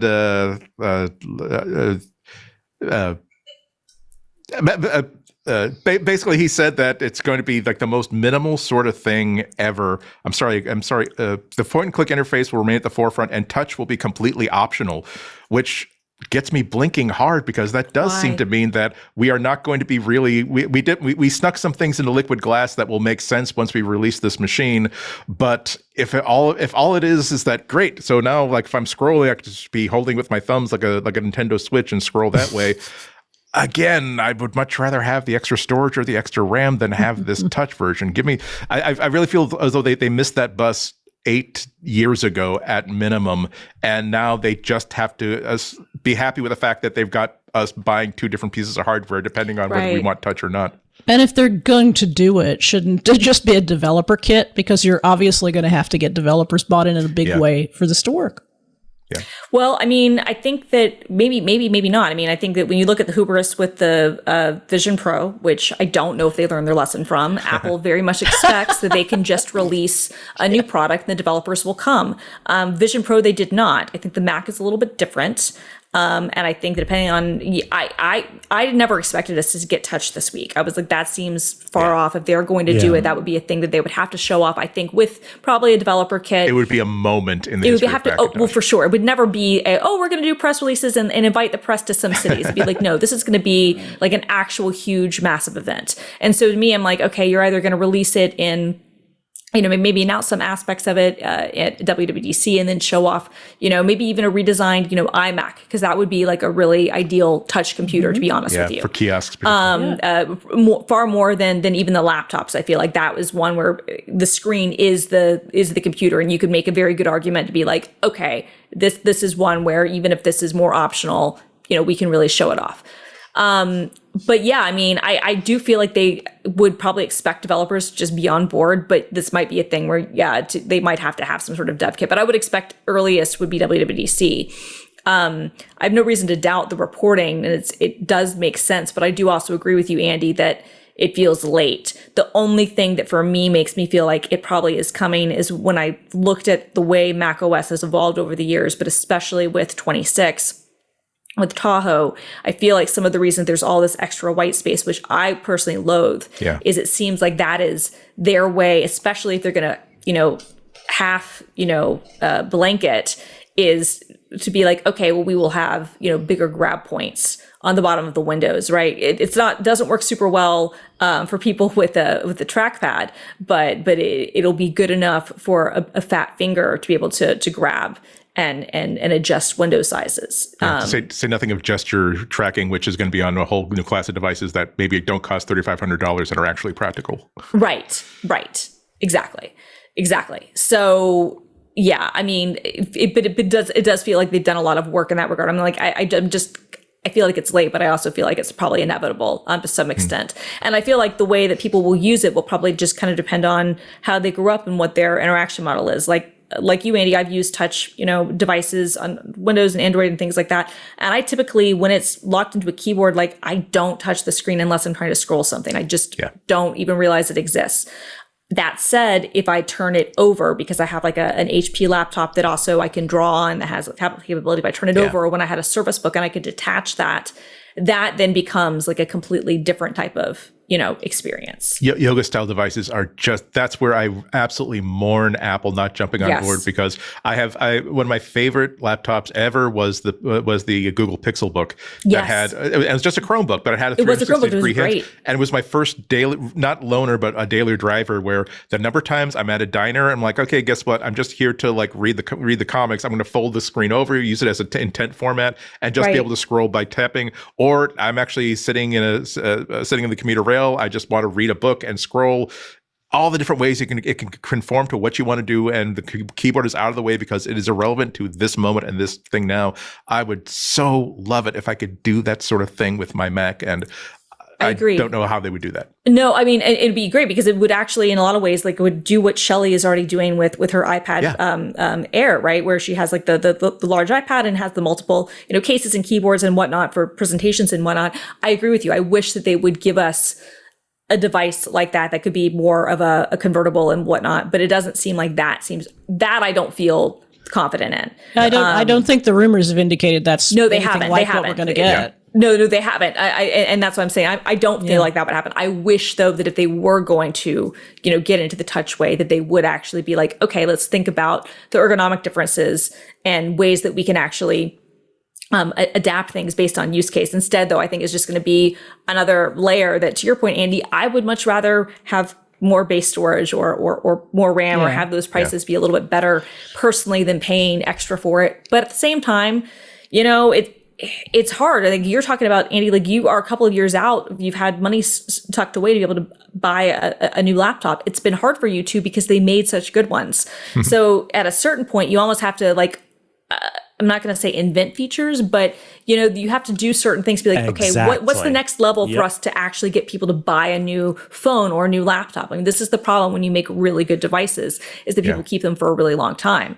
So we've been hearing that conversation about phones for a long time. What is the next killer feature? what's And next? what continues to happen is the cameras keep getting better, or there keeps, being something like ProMotion or Always On or whatever those things are. But I don't know that we know the answer to that question on the Mac side unless it's touch. And what's tantalizing about it is what Andy was saying before about the gesture interactions that Vision Pro has sort of hinted at. Also, the voice control accessibility feature has already created places on the screen that could not only be interacted with by voice, but potentially by touch. But then you still have all the scrolling and all the other interactions that touch requires, that even though those are sort of like way off in the distance and you can see the beginnings of those features, but it doesn't seem like they've coalesced into a full function touch interface for the Mac.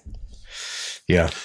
And also, I think that if they're going to be, if their enthusiasm for reinventing or inventing a new interface is about gestures and not about like multi-touch, because again, I just don't see how that really works really, really well. Unless they are actually more serious about foldable notebooks than we think that they are.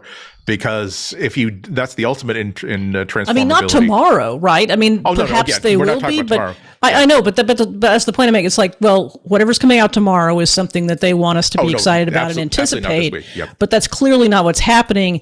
But does something we get tomorrow point us in that direction?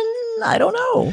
It's not likely. I don't think so. I mean, when I saw the $1099 base price of the MacBook Air, my heart sank a tiny little bit, because to me that thought, though, again, it's not unprecedented. They've made $1099 entry point MacBook Airs before, and this one is far more capable than what that iteration had.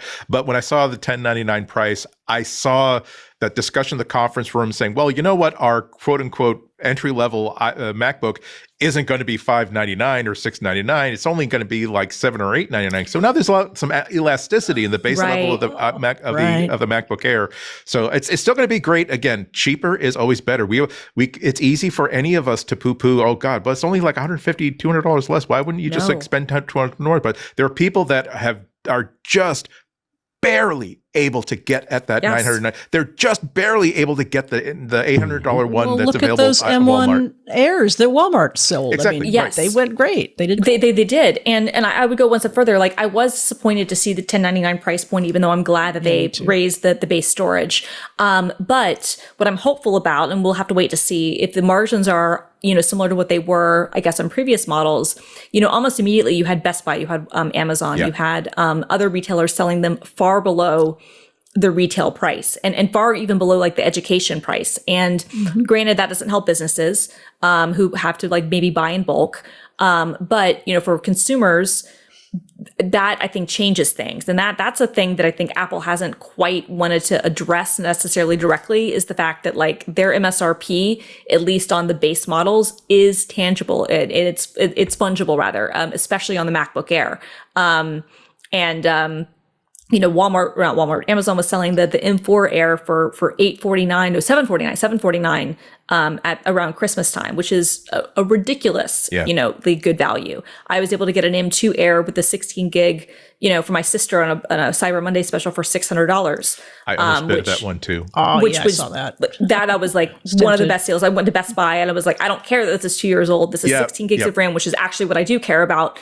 You have a 10 or 11-year-old MacBook that, doesn't have enough space, like this is going to be great. And it was like she cried when I gave it to her, right? Like it was one of those things. And again, for someone like her and for like the way that we were looking at budget, it was people like, oh, we'll spend the extra $200 and get this. And I'm like, no, actually, this is what our budget is, and this is what is perfect for it. So I'm really crossing my fingers that they do actually not do $799 for the MacBook Neo. I would really hate that. I would hate that, because I think that kills the entire premise. Because the whole reason that the MacBook Air at Walmart worked, and the whole reason that the lower price things worked, is we talked about this last week a little bit, was it gets in a brand new audience who hasn't maybe been able to get into Apple. They learned that it made the tent bigger, and it did not make the people who were spending $1,000, $1,500, $2,000 feel as though the brand had been cheapened. That was just a success, and now there's no reason not to sign up that cheap. It was beautiful.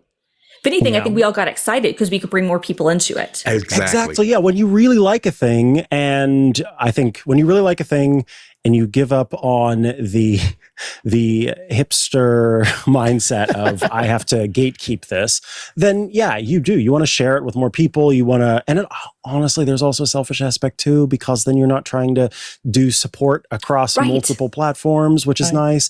And so all of that comes together to make it, a fun experience to have everybody join you in this space.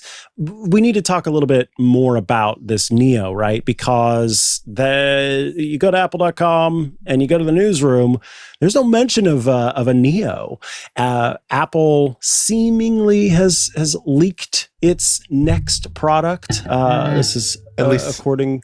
I don't think seemingly is the word. I think they did. I think it's out there, right? Like they had to file a regulatory document with for Apple in Europe, and they posted that to the place where they publish these things postally on Apple.com. Of course, they don't put any information that is advance of release date, but unfortunately, they put in the URL the name of the product, and the fact that they quickly changed it as soon as it got noticed suggests that they managed. Good, you had a good run. You managed to keep it secret until just the day before. Don't these things happen? They do. Hey, look. At least it didn't get leaked, fully intact to somebody in Russia, happened, to a couple along of with MacBooks. The entire code base of the firmware. Yeah, exactly. So yeah, I mean, and I think the photo it came from the regulatory thing that people were able to grab. I'm not sure. That might have been a mock-up, but we know the name. I mean, I really think probably by the time, if you're not watching this live, if you're listening to this on Wednesday, I think that we will have a MacBook Neo. Yeah.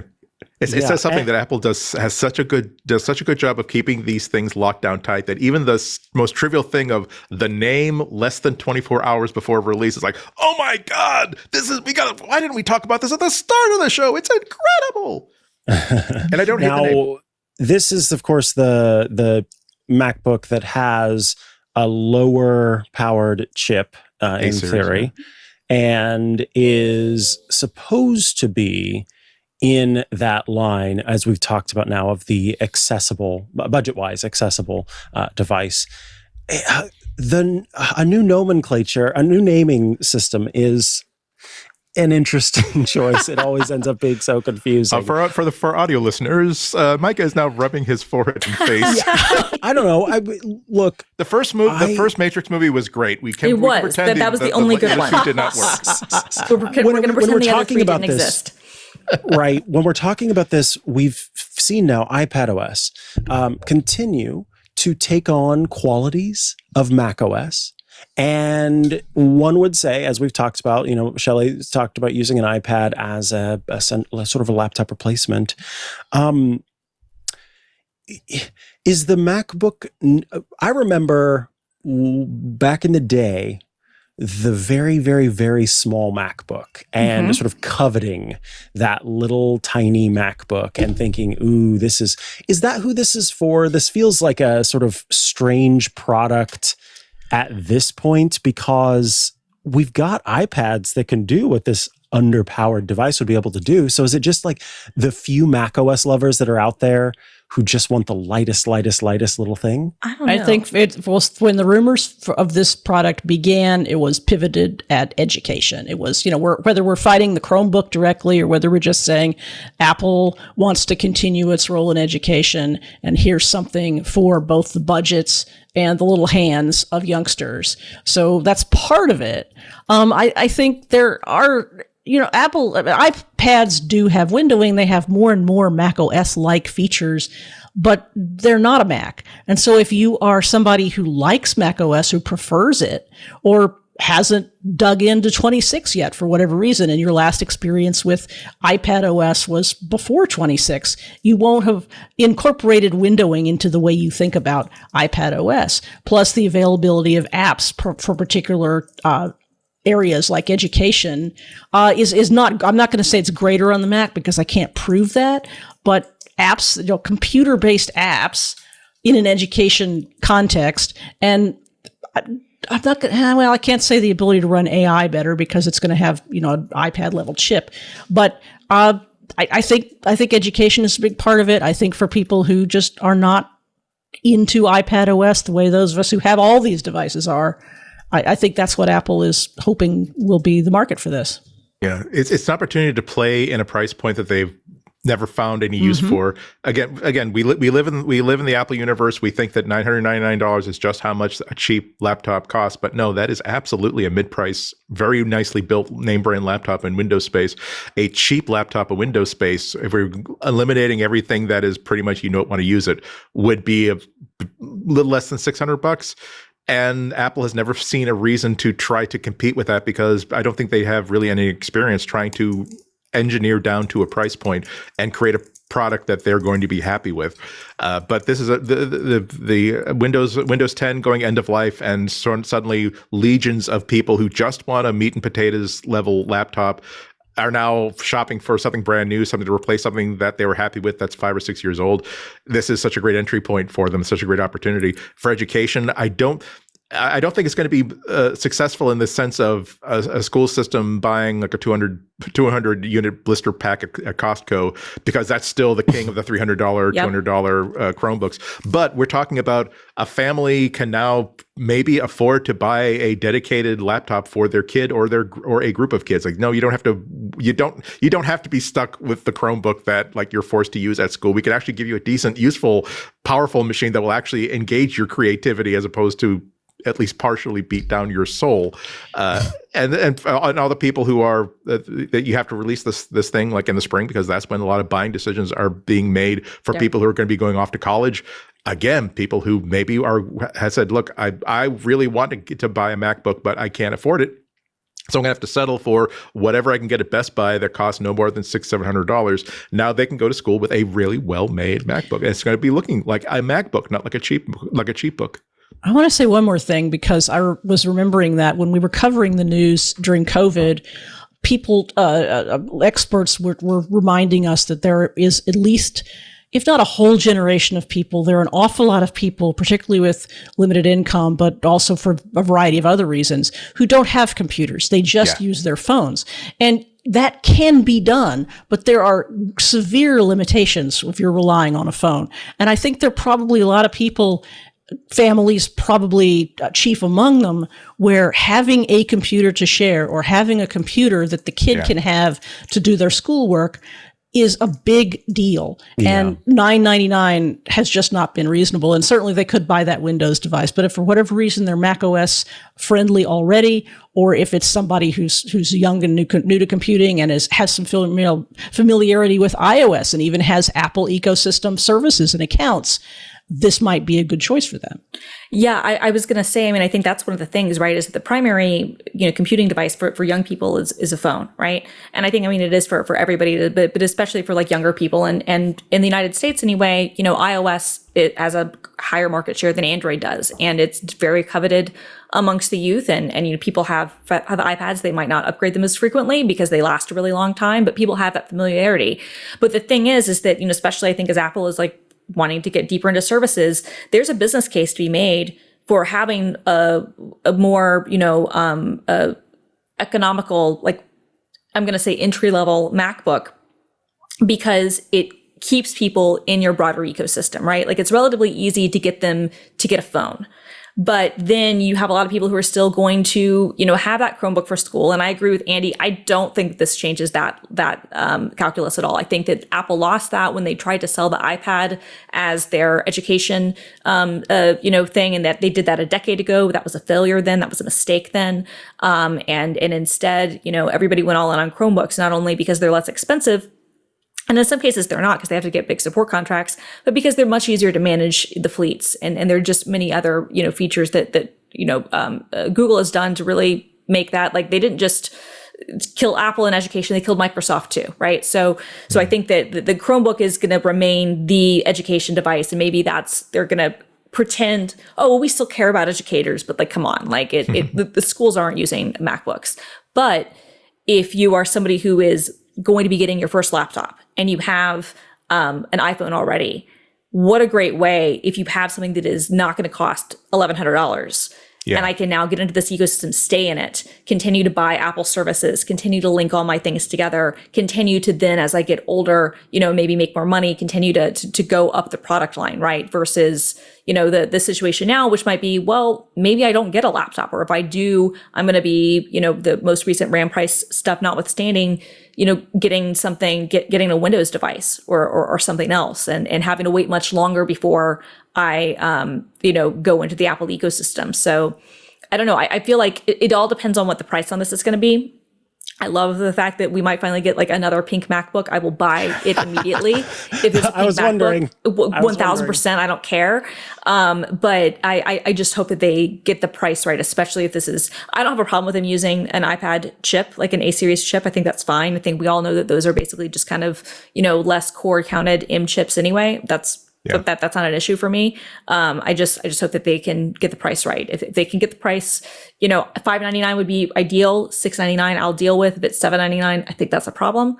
But I think that it would be like somebody in the Discord linked to a comment that Steve Jobs made, probably 15 years ago about, pricing strategy and how they saw things. It might be older than that because Tim Cook had much darker hair and, but it was, and I don't remember exactly what he said. I remember the gist of it.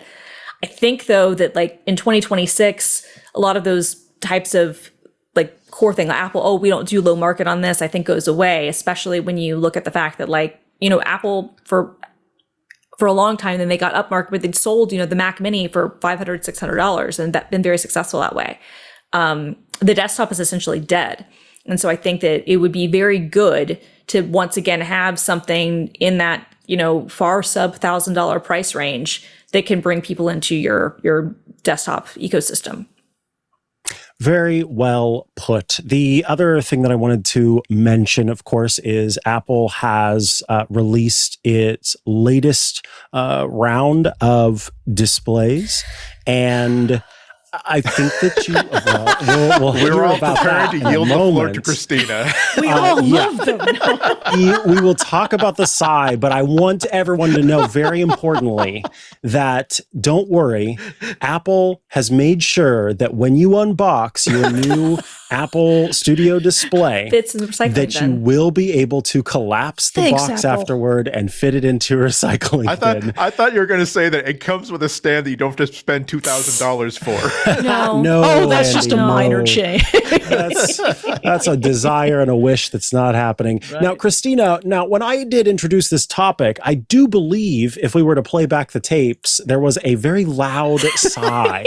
Would you care to tell us what that's about? Oh my God. Okay. All right. So I've been going through a journey with wanting to get a better upgraded like Apple displays for a while. So I got the Studio Display the second it came out in 2022, like literally the second it came out. And even then I was like, okay, this is $1,600, although I got the base amount version. So then I had to, pay for the Ergotron, which, added another $300 to that. I was like, okay, so this is, $1,600 and it's not that much better than my LG ultrafine 5K that I had, for years earlier than that. But this is great. This is going to be a good display. And it's been fine. I think we can all agree the camera on it is hot garbage. It was overpriced then. The fact that we are now getting the same display, but with a slightly less garbage camera and slightly less, anemic, A series chip on the inside for the same price, what are we doing? This is when finally 5K displays have been, or Retina quality displays, 6K displays have been difficult for anybody to get if it's not from Apple. LG had made, the 5K, they stopped making that. But within the last year or so, there have been a couple of Chinese manufacturers who've started to sell them that look just like the Studio Display, which are really good. And then LG, Asus, and Acer have all kind of gotten into this too. Samsung also did, but Jason, I think, reviewed their display and it was pretty bad. Now, disclosure here, I won a Reddit contest in the November, and I won two 32-inch 6K displays from LG. Nice. And they are, yeah, I know. Was it an test? Was Yes. Yes. Genuinely. And why didn't I see that? And so I am very happy with that. But the only thing about those displays, and they're $2,000 a piece for 6K, is that it has the it has 60 hertz panel, but it has a Thunderbolt 5 KVM built in. Very nice displays. They're not glossy. I wish they were glossy. I have a few niggles, but by and large, you can also get a 32-inch from Acer, I think, which is a few $100s less. And so this is why I'm frustrated with the Studio Display. It is $1,600. You currently have models that are either not much more expensive, that are bigger in 6K, or models that are less expensive and bigger and higher resolution. Then we move into the Studio Display XDR, which is $3,300 for a 5K 27-inch with 120 hertz panel. Now, at CES, we saw a lot of these panels. In fact, some of these panels have already existed on other displays. The fact that this is $3,300 was $25. Okay, this is the Apple tax. $33. What are you doing? Yeah, like, who is this for? Doing? Like, and here's the thing: if you're going to charge $3,300, it needs to be 32 inches and 6K. Like, I'm sorry. Like, this is just it is absolute to me. And I'm the target market for this. I'm someone who has disposable income and clearly has been obsessed with getting the right source of cinema, studio displays Christina, and whatnot. it's got DICOM medical imaging. Doesn't that mean something to you? No. This should be $25.99 at max, and that would still be expensive. The fact this is $32.99 is insane to me. I don't know what they're doing. If I can't afford the screen, why do you think I can afford medical school, Apple? Right. Yeah, the price on this is ridiculous. And this is the problem that I've always I remember absolutely coveting back in the day the Thunderbolt display, and I did get the Thunderbolt display, and it was at the time pricey at $1,000, but $999. But that thing was everything to me being a MacBook Pro user, because I would come back to my apartment, I would plug in my MacBook Pro, it would sit behind the display, and then that display had my Ethernet connected. It had all the stuff in the back connecting everything. It was my dock and my one cord system that made it possible for me to compute on it. And I feel like it's the promise that Apple provided with that sort of all-in-one design has gotten worse over time, because now my Studio Display has just some USB-C ports on the back. Like, it's not what it used to be with Ethernet and with audio in, or I can't remember what all it used to have. And yeah, it just feels so ridiculously expensive when you could get something very similar without that sort of Apple blessing around it. And that's just frustrating to me. Now, 120 hertz, let's talk about that for a moment, because we are getting used to the faster refresh rates across the rest of our devices. Yep. Do you feel it? Do you see it? Do you experience it when you're on Mac OS? I don't. It's a weird thing. So I'm very sensitive to it on an iPad, and because I use an iPad, the way I use an iPad, I think that I would be and I noticed this when I was using my mom's iPad, which has the lower refresh screen. I was like, oh, the fluidity is not the same as what I'm used to. And if I use it day in and day out, I'm sure I'd get used to it again. I don't know. I guess because I don't play games not so much. I have 120 hertz TVs, and so when I play video games, it has a higher refresh screen. I don't care as much about it for the work that I do on a Mac, but it is one of those things where, again, if you're selling a 5K display in 2026, I feel like when 120 hertz options are available, you could at least have it be variable the way that you've done other things. You could even say, I would even be happy to be for 120 hertz, it'll be 4K. For 5K 60 hertz, and there have been some manufacturers who've done that. I would take that trade off. Some different people have different trade offs. I don't feel like Mac OS has the need necessarily to have that higher refresh. At the same time, though, this was Andy's point earlier. This feels like everybody else is doing this, so it just feels cheap. It just feels like nickel and diming when you don't have some of these basic features. Now, I understand that for a 6K display, you wouldn't be able to do 120 hertz, and I'm not going to debate that just because of the bandwidth necessary. But for 5K to charge that sort of premium for a refresh especially when you can only use this screen reliably with a Mac. It's not even like you can plug in your PlayStation or something else to it, right? Like that's the thing that's so egregious. It's like you also can't plug in your older Macs. Doesn't work with Intel Macs. Right, exactly. So I'm like, so what's the point? Like this is, I mean, I know what the point is, but it just feels like a slap in the face for people who waited a really long time for, you know, a display upgrade. And it's like Apple makes some of the best displays. Unfortunately, they make it really hard for me to want to give them my money. Yeah. Yeah, that perfectly summarizes the way that I feel about it as well, because you could quote me, I talked about the display being something I was excited to see how they were going to differentiate, what they would do differently, what was going to make me give them my money. And in this case, I was thoroughly underwhelmed by what I ended up seeing in the end. It's one of those categories that we've talked before. It's sort of like Apple got out of the game, then they got back in the game, and we're happy that they're in the game, but then they let us down. Now I'm kind of like, maybe I don't want them to do anything with routers. We've talked for a while about what if they go back in the router game. Now I'm kind of like, maybe I don't want them to. There's a difference between this product. The thing is, a display is something that sits on the desktop. Okay, everyone who goes in your office is going to see it, and I'm not going to connect this to it's a prestige, high profile. I have the latest greatest thing. There's a reason. I think that maybe part of the reason why Apple makes this display and made it the way they did is the same reason why they have the Apple Magic Mouse. It is, I'm not going to say objectively a terrible mouse, but I've never once in my life recommended to anybody that you buy a Magic Mouse. I've always said Logitech makes some awesome mouses that cost half as much and are twice as good, has twice as many features, are more comfortable to use, et cetera, et cetera, et cetera, et cetera.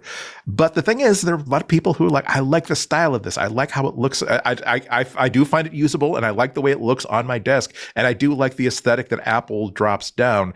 In the case of these displays, it's like, God, it's got Thunderbolt 5. I can daisy chain these things. It's got like it's got an array of mics and speakers, so that I don't necessarily have to be wearing a headphones and have a mic in front of me to give. Don't encourage that, Andy. Well, again, there are people that are just like talking to their mom or talking to underlings who have to stick with whatever they're doing. But I'm saying that I'm talking about these are the little things that says that I have enough discretionary income that it's okay for me to buy this. I just like this thing. Whereas Apple, I like, maybe this is being charitable, but I like to think that Apple, as with the mouse, they decided that, there are lots of people making great displays. Anybody who just wants a great display for the amount of money that is appropriate to spend to pay for a 5K display, you're going to pick. We are not designing this for those people. We're designing for those people who want what Apple would do with a display, including make it look like $1 million damn dollars, especially if you got two of them side by side. God, I want to see the LinkedIn of the person in that photo that's on the promo page of, okay, you can afford two of these side by side. You did not choose freelance journalism as a career, did you?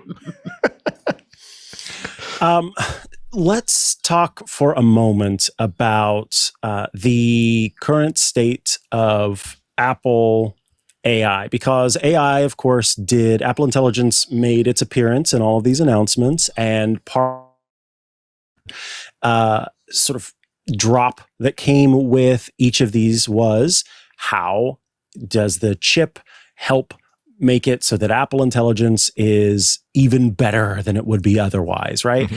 And so one would think that we have a situation where Apple is, seeing that lots of people are using Apple Intelligence. These features are getting, regularly used. And well, according to, I believe it's the information, right? Yeah, the information.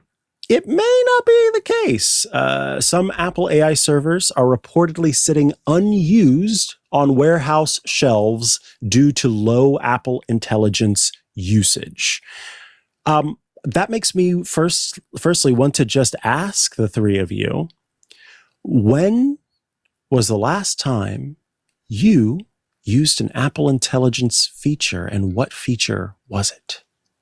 And I'll give you a second to answer. I will go first so that you have a second to think, because the last time that I used an Apple Intelligence feature was 2 days ago. And I'm still not even sure which one it was exactly because it was an accident. I selected some text and I was just trying to copy the text, but instead it went into an Apple Intelligence window and was trying to proofread it or something.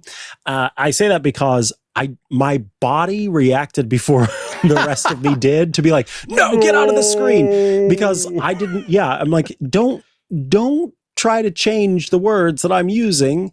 I've never trusted, like the grammar features anyway, whenever it comes to that. So I didn't want it messing around. But yeah, that was the last one I used. And I was able to go in and, as I said, sort of cancel it before it ever stopped spinning and thinking about what it was trying to do with that animation up on screen of all the different colors doing all the, I'm going, why would I sit here and wait for this? So anyway, that was mine. Before that accidental usage, I do not recall the last time I used Apple Intelligence feature. I'm not saying that I don't use generative AI. I have and do use generative AI elsewhere, but specifically Apple Intelligence, I've not. And I want to also say this doesn't apply to testing. We are all, covering this stuff or talking about this stuff, need to know about this stuff. And so, of course, there are times where on my work devices that I'm using for specific testing to try and, learn this stuff, I have used Apple Intelligence. But yeah, I'm talking about in a personal capacity. Who wants to go first? Okay, I guess if it doesn't apply to testing, I'm not sure whether I have a story because. Yeah, exactly. Okay, if testing is the last time you used it, that's okay. Well, I think the last one was probably visual intelligence because I'm very interested in its applications for accessibility. And there are a lot of other apps out there and tools, including the Meta Ray-Ban glasses and including just standalone apps that run on the iPhone that will do image description, will tell you what's in an image. If there's text in an image, not only will they interpret it in a way you ask. And so I was curious about how close visual intelligence came to that sort of thing. And I needed to explain it for some things I was writing. And the experience was able to describe an image, but it was a pretty sort of mediocre experience. And I never thought to myself, wow, this is more convenient because it's as close as my capture button, or it's because it's Apple. It was just, okay, well, this is the tool I use today. Let me try the next thing and move on testing wise. And probably the most close real world experience I can remember, I probably made some sort of fun emoji mashup at some point just to send my husband a weird text with a picture of a tiger doing something that tigers would normally do. And I can't even remember it, but I send him a lot of weird things like that. Yeah. I mean, I can't think of anything specific for a couple of reasons. One is positive for Apple. One is not positive for Apple. I'm a big user of Gemini. And that's not a blessing, since I have strictly evaluated every single assistant that's available. And after coming out of my bunker after 3 months of applied testing, I have decreed that this is the best one. It is the one that is most suited to my interests. It's the biggest help. It's most reliable. It's very et cetera, et cetera, et cetera. And the problem for a company like Apple is that you don't just have to ship into AI features, you have to get me to stop using Gemini. You have to get me to, it's getting me to break the habit of immediately turning to Gemini when I have a quick, damn it, this Apple script is not running. And okay, you know what, Gemini, why is the system events thing not working? Like, okay, oh, damn it, I forgot. Okay, thank you, Gemini. That sort of thing. It's going to have to be so good and so well integrated that maybe it will seem clumsy for me to click out into a Gemini window in order to make this happen. So that's the big, but the good news for Apple is that, and I still stick by the claim that I can't remember the last time I used Apple Intelligence. However, I have used a bunch of my favorite apps that have been released or updated in the past year that are actually using the AI Apple Intelligence API. So if there's nothing that is forward facing to the user with the Apple logo on it, that here is a wonderful AI features that justifies the $7,000 you just spent on the M5 Max with a max amount of memory. The fact that one of my image editors, one of my outliners, one of my text editors is now a little bit more sparkly when it comes to applying a transform or something like that, that is a benefit that I'm not going to see. And so before I've have great sport and slamming, oh gosh, Apple Intelligence, what a joke. The thing is, I think that the second part of Apple's job is to give APIs that are powerful and useful and practical for developers so that they can make their own apps better, even if it doesn't necessarily elevate the brand. It elevates their own apps. But the thing is that in turn does indirectly make the Macs and makes iPhones, makes iPads look better. Christina, have you used Apple Intelligence? I mean, recently? okay, so here's the thing. I use, Gemini. I pay for Gemini. I pay for ChatGPT. I pay for Claude. Obviously, I use GitHub Copilot every single day for my agentic work and coding work and other stuff. I'm trying to think what the last time I used it was. It was probably an accident. I think what it was is that I opened up the mail client on Mac OS, which I actually use MimeStream more frequently on, but I opened up the mail client and it summarized or at least like kind of highlighted some important emails. And I have a bunch of inboxes and it actually didn't do a terrible job. And I was actually kind of impressed. I was like, oh, this did highlight some mail messages that I might have missed. So this is okay. So in that regard, that would probably be the last time. But to Andy's point, like, I don't trust it and I wouldn't ask it anything, right? Like there's nothing that I would ask Siri. I have probably accidentally, like you, invoked it when I'm trying to, copy and paste something and instead, I'm going to summarize this. Like, it's not good. And I think the problem is that Apple's going to face, and other companies have faced this too, is that, but this is the thing that Apple's really going to face when it comes to AI stuff, is that everyone's first impression was so bad and so lackluster that they are going to have to work 3-4 times as hard to make it good. And I mean, that was something that Google struggled with Gemini too, right? I mean, the reason it's called Gemini is because Bard was not good. Yes. It flopped. And they worked really hard. I worked there for a bit when we were, I worked on the developer side, not on the consumer side, but there was a lot of perception issues that Google was having to deal with on that. And with enough work and making the product better, I think that has started to dissipate a little bit. It gets harder when, you have different versions of the product surfacing in different areas. So the Gemini you chat with is not the same as the one that's on, Google and whatnot, but it takes a long time to overcome something being bad. And I think that is the challenge Apple is going to have to face with Apple Intelligence and Siri, is that it was so botched and it has been so slow to roll out and it has not done anything that was promised to do, that this is going to be similar to the original Siri, which, which was a joke and a punchline years later, even after it got slightly better, but it never really redeemed itself from that kind of punchline moment when it launched. And so I think that's the thing they're going to have to overcome, to make the fact that all of us on this panel, we can't really remember the last time we knowingly wanted to use a service. That says a lot, because we are people who use Apple products day in and day out and, like to stay up on these things. But there's no, let me put it this way. I pay for all the other major AI tools.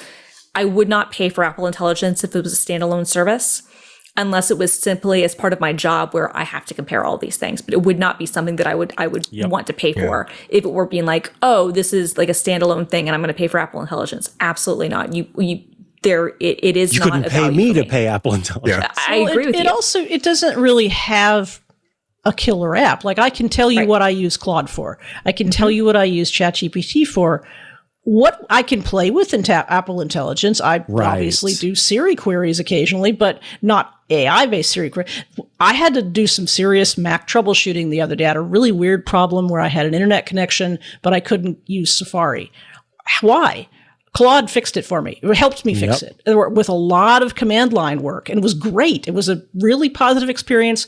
All of the things that it showed me how to do, it explained. I could obviously go and check before I entered all those sudo commands, but it was really a pleasant experience.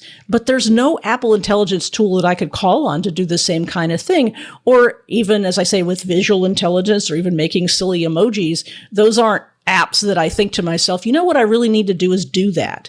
There are better tools for most of the things that we think of as AI. And Apple either needs a killer app that does something that these other tools can also do and do it better, or it needs to come up with something else that we haven't thought of as an AI function that nobody's doing and say, this is what you get Apple Intelligence for, because you can only do it with this device and with this software.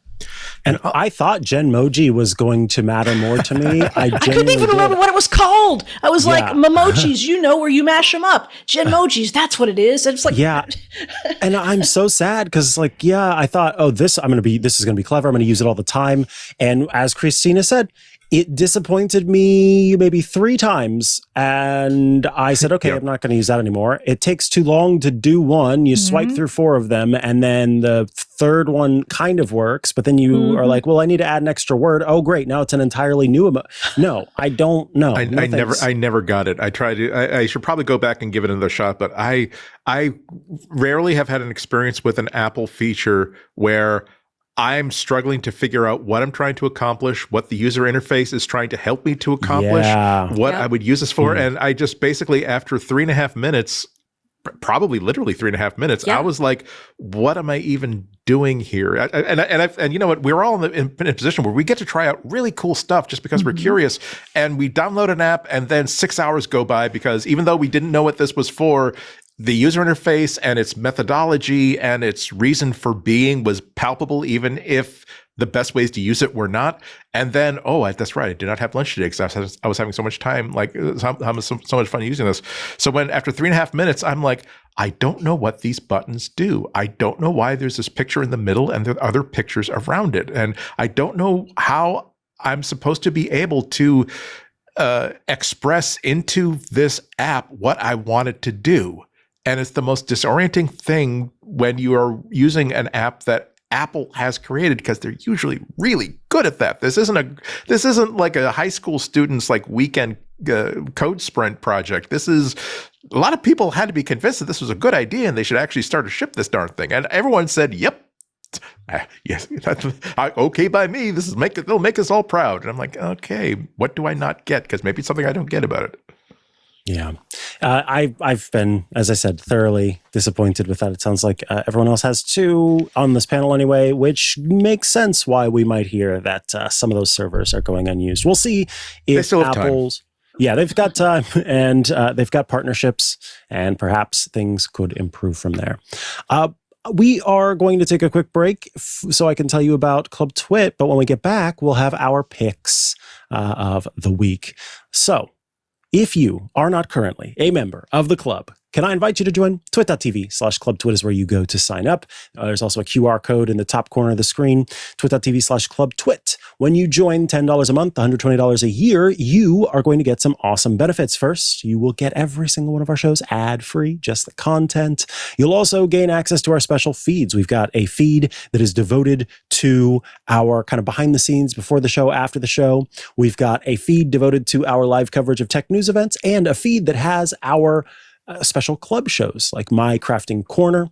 We've also got Stacy's Book Club, the recent D&D adventure that I ran for some of the hosts on the network, and so much more.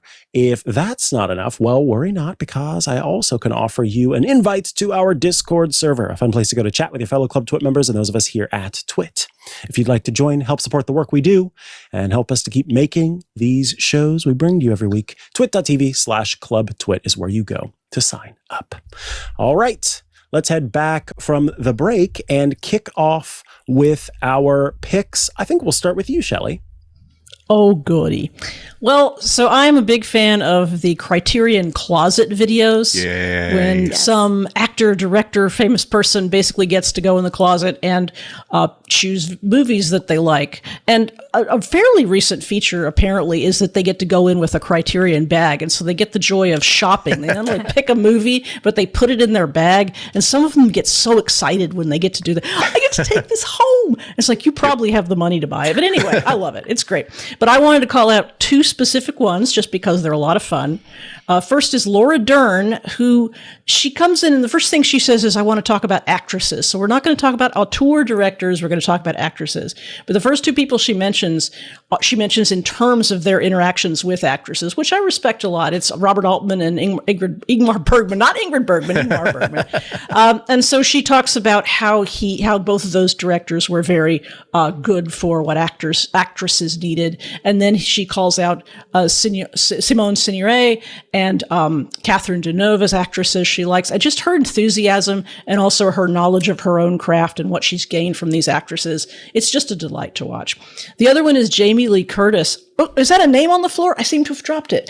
She drops so many names, and it is so delicious. She's married to Christopher Guest, which I had forgotten, so she talks a lot about him and about his films. She talks, this is my favorite part. So Jamie Lee Curtis, famously the daughter of Janet Leigh and Tony Curtis. She refers to Janet Leigh as her mother. She refers to Tony Curtis, her father, as Tony Curtis. It's so hilarious. And she tells a story about how on the set of The Manchurian Candidate, where Janet Leigh had a small part, divorce papers by Tony Curtis. And that was a story that came, that made her want to get a copy of Manchurian Candidate. Anyway, both of those, but there are so many other wonderful Criterion Vault closet videos for you to watch. Oh, now I've got something to do today. Every time I see one of those videos, I can only think, but okay, if they that cloth bag that they give them with a Criterion logo on it, if they just put like some vertical cuts from top to bottom, it would allow the sides to bulge out, and I could get way more movies in there. That's all I'm thinking, because I would be like, there's no way I'm coming out here with just 4 or 5. Same. It's like I need How do you choose? Yeah. Every once in a while, you see somebody that looks as if they take more than their share, or they say, I like this director, and they just grab a fistful of their movie. Yeah. I'm also, the two suggestions that I'm seeing for me are Jodie Foster and Mary Steenburgen, whom I love. Nice. So now I haven't seen Mary Steenburgen. I got to go back to that. I've seen Jodie doing Foster. it with Ted Danson, so it's both of them together. But Ted Danson was second in my mind. He's great, but he's not Mary Steenburgen, whom I love. So anyway, let's move along to Andy for your pick.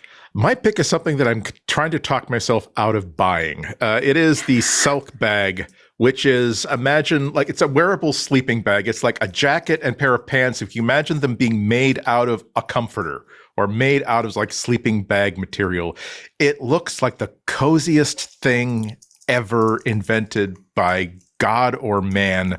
And we're coming out of a winter in New England where I can't remember it being this cold for this long. There was this seemed like a 2 or 3 week period in which the high temperatures did not get above like 15, 16, 17 degrees, in which like I'm working at my desk, but I've got like a blanket sort of like over my shoulders, like I'm in La Boheme riding in my freezing garret or something. And the thing is, I'm thinking, this is where I'm so vulnerable, because it's a $250 thing. It's the end of the season, so it's down to $200. But I'm like, if I had that in December, I would have worn the hell out of that all winter long. It looks very warm. It looks not just warm, but cozy. And exactly. And it looks like you can get, and you don't look particularly stupid. And it looks like when if you're taking out the recycling, you could throw this on and go out inside it, and you wouldn't look particularly out of place. You don't want to go to a wedding reception in this, but unless you want everybody to say, "Oh my God, that looks so warm. Where did you get it?" So it's kind of spendy. So I'm trying to convince myself not to get it, but I'm remembering that for almost an entire month, like I was like wearing a couple of layers inside my house. I have a very, very old house, which is beautiful. It's great, but it's got high ceilings and big windows and not really modern heating and not really modern insulation. So it was like you have the choice of either, okay, I can either spend $1,300 on heating this month, or I could wear like a couple of layers inside the house, and this would seem like I could just wear whatever I want. But and I am golden, man. It might even pay for itself. So if you buy that M5 Max, though, you could warm your hands on it. And you wouldn't need them. Excellent point. I could use it as a bed warmer. I could just simply. You could.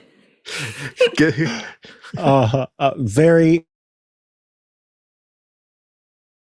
But the penultimate, Christina, tell us about your pick. Okay, so this is great. This is called Spank, and you slap your MacBook and it yells back at you, and it uses the Apple accelerometer via IO Kit.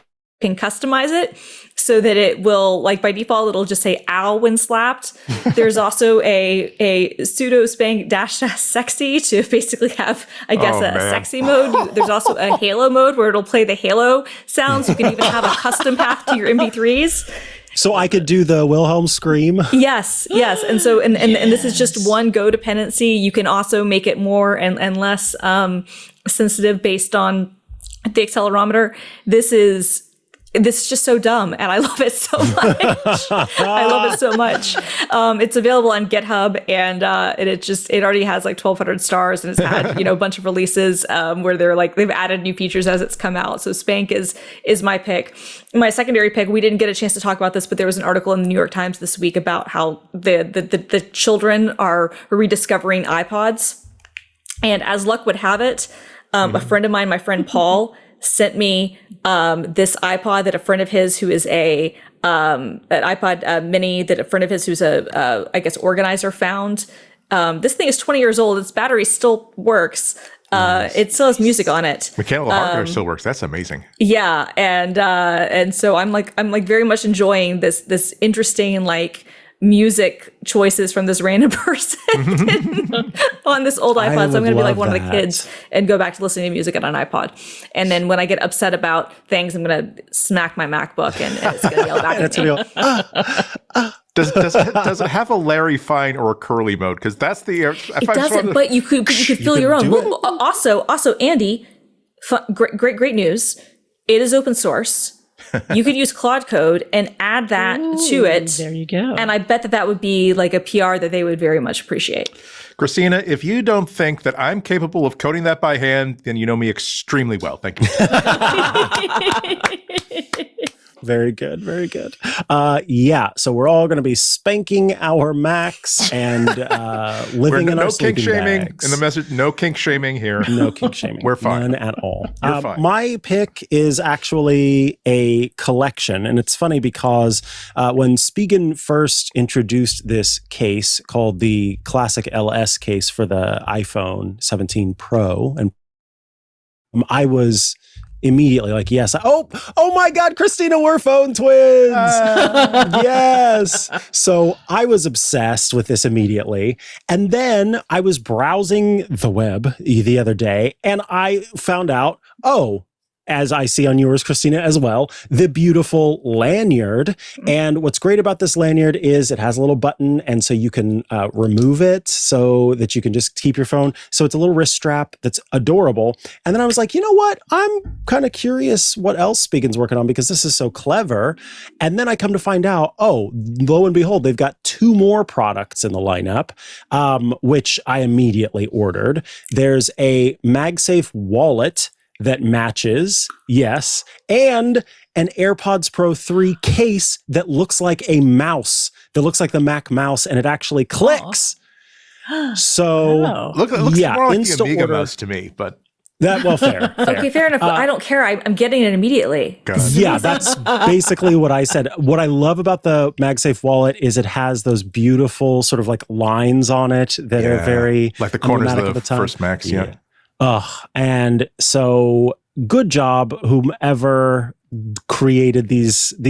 I just love every single one of them. And yeah, I don't think personally that Spigen's done a great job of sort of like marketing these things because I just came across them naturally and I was like, I didn't know you also had a phone strap that I now have to own. I didn't know you had a card holder I now have to own. I saw their Twitter advertisements for the case, and so I bought it instantly, and I was able to get it when they still sold I guess it included the strap for free, nice. But I didn't know about the AirPod case, because if I'd known about that, and I guess that must be a more recent thing, I would have bought that. I think so, yeah. Instantly. But yeah, because I got this, I guess, like a month and a half ago. Yeah. Now I feel like I need to buy another one of the phone straps to put on the case as a lanyard because it has a spot for a lanyard.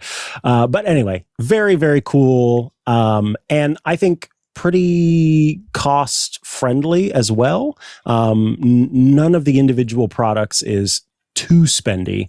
Of course, if you buy them all together, and because I'm a fool, then it starts to add up. But just on its own, it is. They're all really cool individual products, and I think cleverly designed. Yeah. So that's and they make great protective cases. I have a spiking case on pretty much every new phone I own because accidents happen on a phone, and I have never ever had a problem with a phone with a spiking case on it.